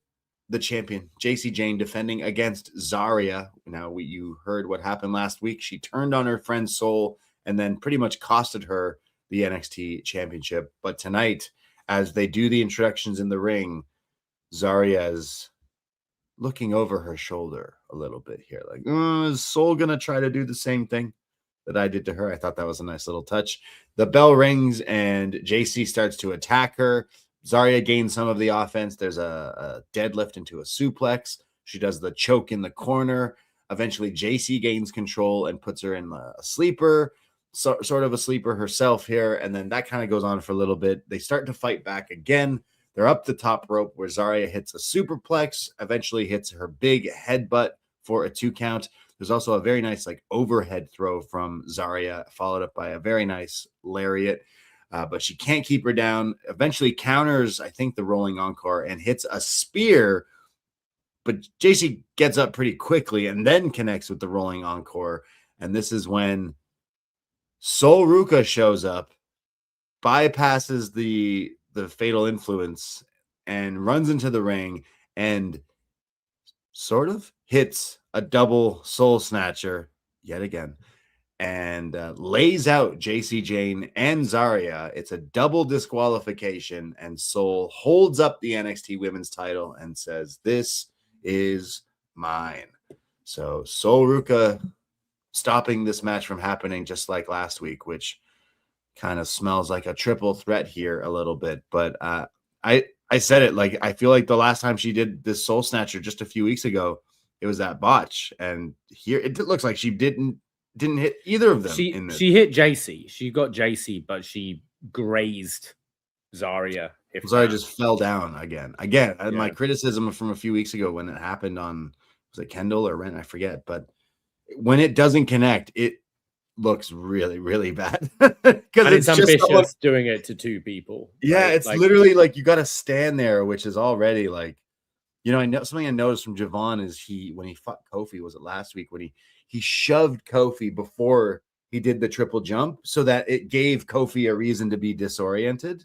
Yeah. Whereas when Soul hits this move, it's Zaria just standing there and then leans to fall over. It does look a little, it's unfortunate because when it connects, it's like, oh, this move is so cool. But at least this didn't, like, it wasn't the finish that she's pinning her after this time. True, you know, at least it was just, it's a DQ because you've hit them. But it's like Sol Ruca, the move is great. Not saying necessarily retire the move, but also like find some other things too that could maybe, you know, be even more impressive and actually maybe connect, because this has happened now like a lot where it does kind of make it a bit unfortunate because the person that is supposed to be taking it just looks so awful, just falling over. I found you had an interesting dynamic in this one because Zaria had just turned heel. She's against a heel in Jacy Jayne. And so it was going to be hard to see, like, Jacy's been getting, you know, they've been playing up the, like, it's time to give me my flowers. You know, I've been holding this division together for a while. And the crowd have actually been like, you're kind of right there. Yeah. But I think Zaria, when you allow her to be the beast, is quite fun. And there was a lot of that, you know, the choking in the corner and the giant throws and all that. So she came off cross kind of babyface in this as well. And then Soul ruining the match, she got the boots, and Soul is the one who you assume is the baby face of this feud, but there were definitely audible boos because she fucked up this match and she took out both of them. So just a little interesting dynamic, and I found it funny. So later it's like Robert Stone will address at Vengeance Day what to do with this. I assume, I know he's new to the job, but I assume triple threat. It's normally what people do. A few weeks later is Stand and Deliver. Yeah, absolutely. So, well, we got Roadblock, haven't we? So I wonder if we get the triple threat Roadblock and then we have a different match at true. Stand and Deliver, maybe. Right. The Tuesday special, right? Yeah. Yeah. I don't know. Maybe you do save it for, because I don't actually think Zaria and Soul needs the title to be part of it. True. So yeah, that's probably right. Like I think, and especially if Soul's going to move up soon, it's a way of, you know, Soul can win the feud and move up and not have the issue with the title. And I think, like, I'd like to see Kendall. Yeah. Yeah. I think having Kendall win it and then Ren with the Speed Championship and having them as, like, I feel that maybe makes more sense. Like, I think you want to have Soul be champion before she leaves. I think they would like to do that, but I don't necessarily think she needs it because she could go and be a big star post-Mania on the main roster. And Kendall, where someone like Kendall could really help make her right now with this big thing. I mean, the last feud, we could just easily go back to it and revisit it. So I wouldn't mind that, but I also wouldn't mind just giving Soul.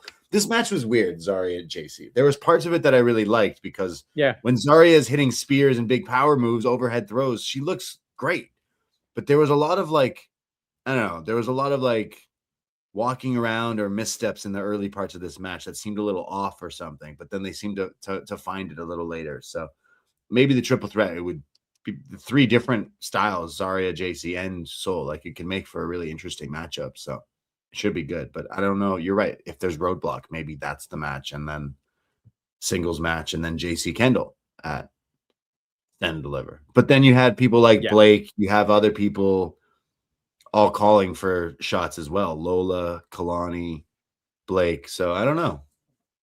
Or a multi-women ladder match for the North American title. Just have every match WrestleMania weekend and standard deliver multi-person ladder matches for that. I think that's how you just solve everything, right? I mean, they do it with this. That's how that title was created, right? So I could imagine that they do that again, but yeah. So no new title, no new champion. I mean, and Soul standing tall with this title. The triple threat is definitely coming, but I'm trying to figure where does that fit in with stand and deliver. We go backstage. Ricky is talking about how he's got his experience coming up, and we see Stone, and that's when, like you said, he says, at Vengeance Day, I will make a decision about the women's title, and says that it's this big decision that I think every single person who's ever watched wrestling could definitely tell you where it's going. But we go to our real main event. I knew something was afoot. Something was awry when the women's championship match wasn't the main event of this show. How could it be? We had this, the Absolute Experience. And let me tell you, this was an experience. It was absolutely an experience. I'm going to preface it by saying, I like Ricky Saints. I like what he's been doing lately in NXT. And I really like whatever it is he's wearing. This dark silver cheetah print. I don't know if this was a robe. Was this like what Barney Stinson's pajamas? Yeah, they were like sujamas, weren't they? Sujamas. Yeah. Have you seen this new Fruit of Loom? Japan has created like a whole suit in the bag now.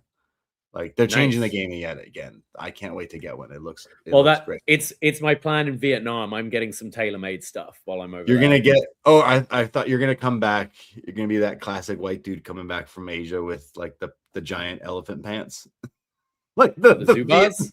No, those are lit. No, like everyone who goes to like Thailand or Vietnam always buys those like really flowy like pants. You know what I'm talking about? You don't know what I'm talking about? So. Oh, you're like gonna come back with like 7 pairs of these things. I don't know. I'm getting a suit made. I know that. Oh, nice. Okay. Well, we have Ricky. Will it look like this? Because this is quite a look. Probably not. I don't know if I'm pulling this off. Cheetah print. It looked pretty good. So I said all what I just had to say, but I hated this segment. So let's talk about it. He has a microphone in the ring. He's got a guitar. He's got a whole like picture of the Joe Hendry show song thing, but it's Ricky here with this experience. He says he's here. He's the wild card of NXT, and I stole the show as I always do.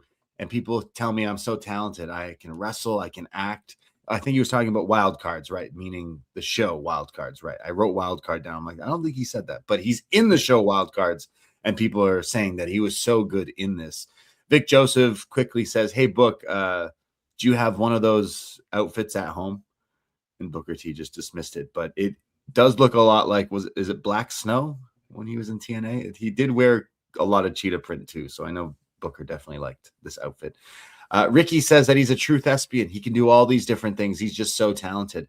He says, you all love Joe Hendry concerts, but I'm going to do one better. Lights, please. And then we see these like lasers surrounding him in the ring, like flashing lights as he starts to sing, but he starts playing it really bad. And then sings, I believe in Ricky. And then does the Joe Hendry pose and then goes, okay, no more games. So he keeps pretending like he's going to sing and then doesn't sing multiple times, and then sings a little bit sort of by saying Joe doesn't have fashion sense or style, and says that he wears that ugly shirt and I believe in Ricky.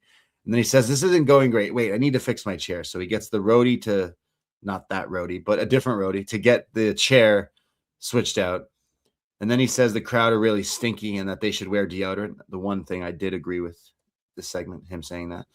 He then says Joe Hendry looks like the guy from that cooking show, and then calls him Guy Fieri. And then he says, this guitar isn't working. I need a better guitar. So roadie, hand me a guitar. And we see a hand him a guitar.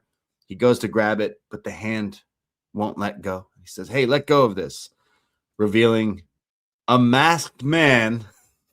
It's a masked man who grabs the guitar, takes off the mask. It's Joe Hendry. and he smashes the guitar over Ricky's back.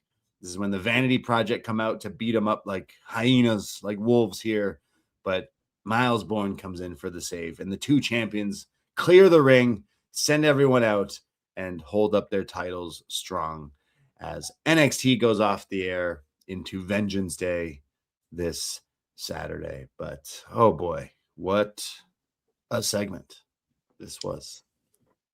Oh, this was awful. And I really like Ricky Saints. And I think even when he was going through that, babyface start at the beginning of his NXT run, when it was rocky, he was still good. Like, he still sounded good. He just wasn't quite the Ricky Saints we wanted him to be.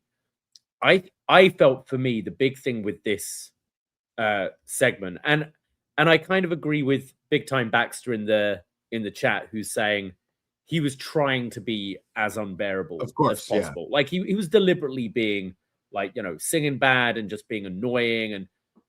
But the thing is, when you present a segment like this, Ricky Saints, who is the one person people keep comparing him to? And it's The Rock. We had that thing with Cope in AEW when he calls him a budget rock. And like, we've heard that many times. It's obviously he's a lot smaller than The Rock, but it's the flashy clothes, the sunglasses, the haircut, like all that. Yeah. You can see it, the shirts, all that.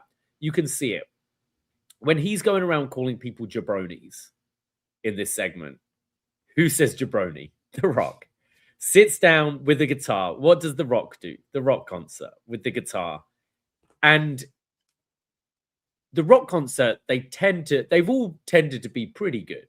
He's got some funny lines. The crowd get in on it. And even when he's a heel and he's doing it, it still works and it's entertaining. Especially Mania 19 Rock concerts. Like that. Of course, yeah. And obviously the joke is this guy can't sing and can't play the guitar. But you're just like, at least I'm going like, you're opening so many comparisons here where you're showing me that this guy isn't as talented as the guy he's trying to be. And this is your go home segment. Whereas this should have been, it was getting personal. We had the stuff with Ricky calling him a meme and all that. And last week it was Joe kind of the Chronicle and showing like, no, I'm more than a meme. It's taken me years to get to this point and everything's for me to get to this point. I think this could have done with just another, both are good talkers, just another. Yeah.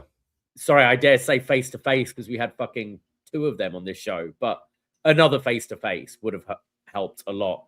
Instead, I'm looking at Ricky and I'm just going, you are a budget rock with nowhere near as much the talent, which is a shame because I don't often think that. But this segment did him absolutely no favors. Didn't hype me up for this match between these two at all. It feels really cold, and I thought they actually did a pretty good job the last 2 weeks with this build.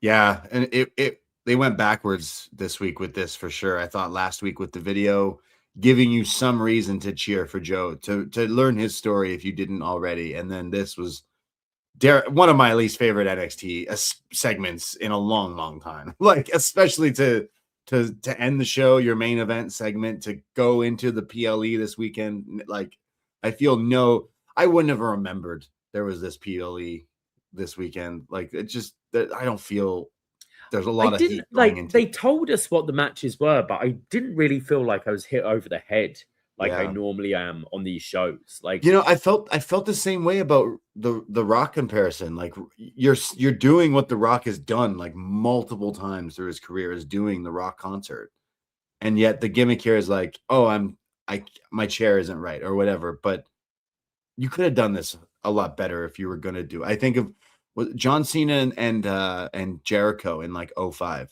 best year in wrestling, obviously. Cena's album is out and it's like doing actually really well. So we have a title match at SummerSlam, but we're both musicians. I have Fozzy and you have your rap. So Cena, let's do a music off and we'll see who's better. So John Cena comes out and performs, I think, Bad Bad Man. And Jericho goes, fuck you, I'm not performing. And that's probably what you should have had Ricky pretend.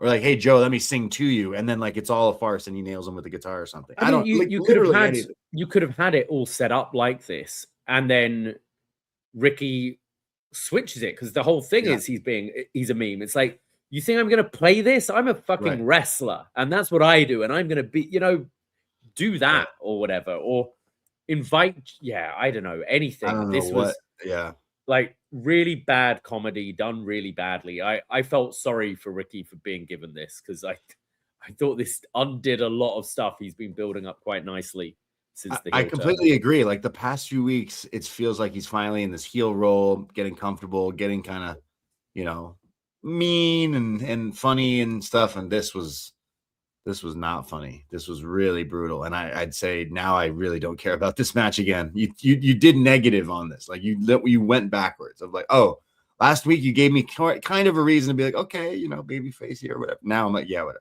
I don't even care who wins at this point. What is our Stand and Deliver main event? Is it Ricky versus Ethan? Is it Joe versus Ricky again? Like a multi-person match. Fuck it, ladder match like we just did a few weeks ago. But yeah, unfortunately, really disliked this segment, and I like Ricky, and I think he's a fantastic talker and promo in the world of wrestling, and this was not it whatsoever. So there you go. Saturday, Vengeance Day. I didn't necessarily like this episode. I can't say I'd be rushing to go watch this on Saturday night. Like, I'm not. So I'm watching it Sunday morning. So like, there you go. Both of us will be. So like, there you go. The actual excitement of hype we can't even pretend to have for this show that due to work commitments. Let's not like they had to shit on the thing. Like we do take this job seriously, but when you schedule NXT against our other shoot jobs, there's only so much we can do. I could not imagine wasting a Saturday night watching this. This is a Sunday morning show for sure. And I'm not trying to be a dickhead, but NXT is in this rebuilding phase and they moved this show.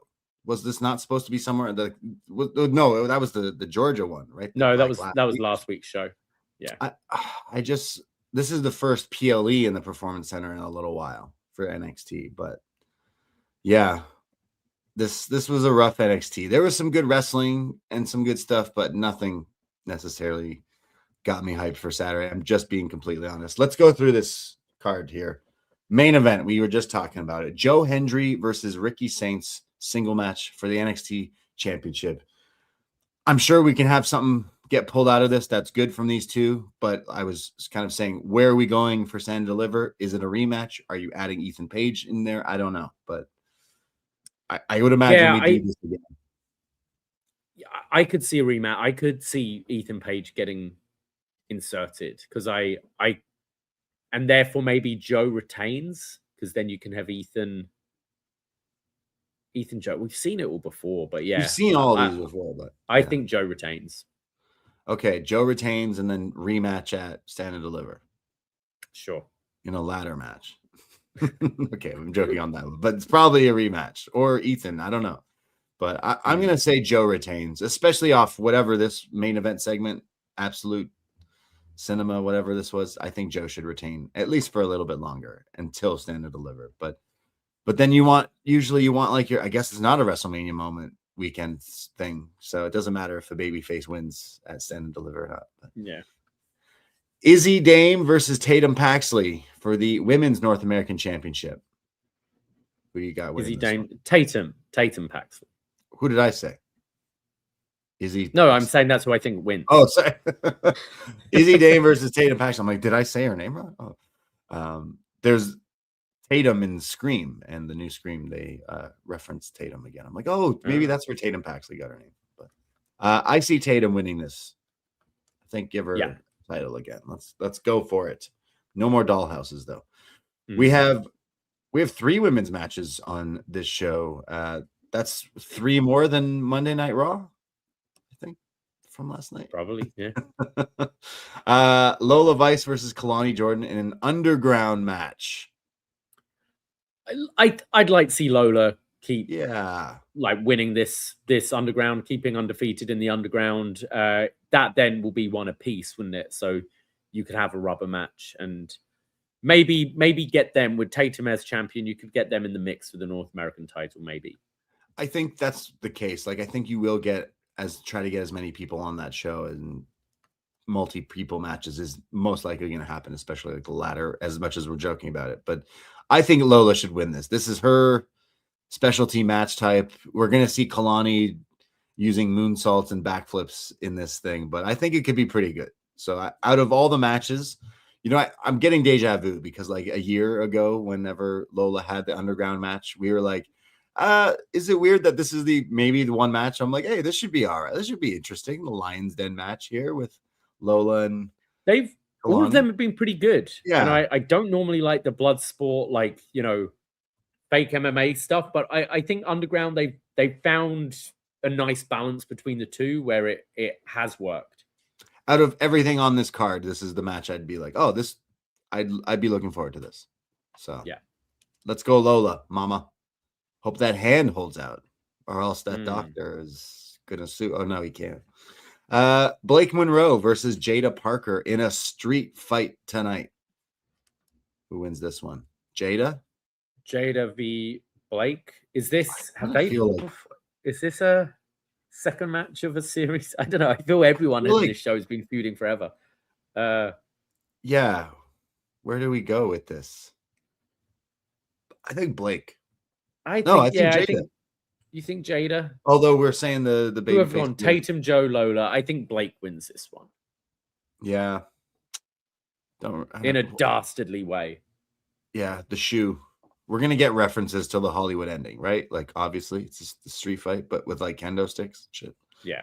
And then the other match on this show, Tony D'Angelo versus Dion Lennox in not a parking lot brawl match, but a normal match that will probably start in the parking lot. But I'm gonna say Tony D'Angelo wins this one.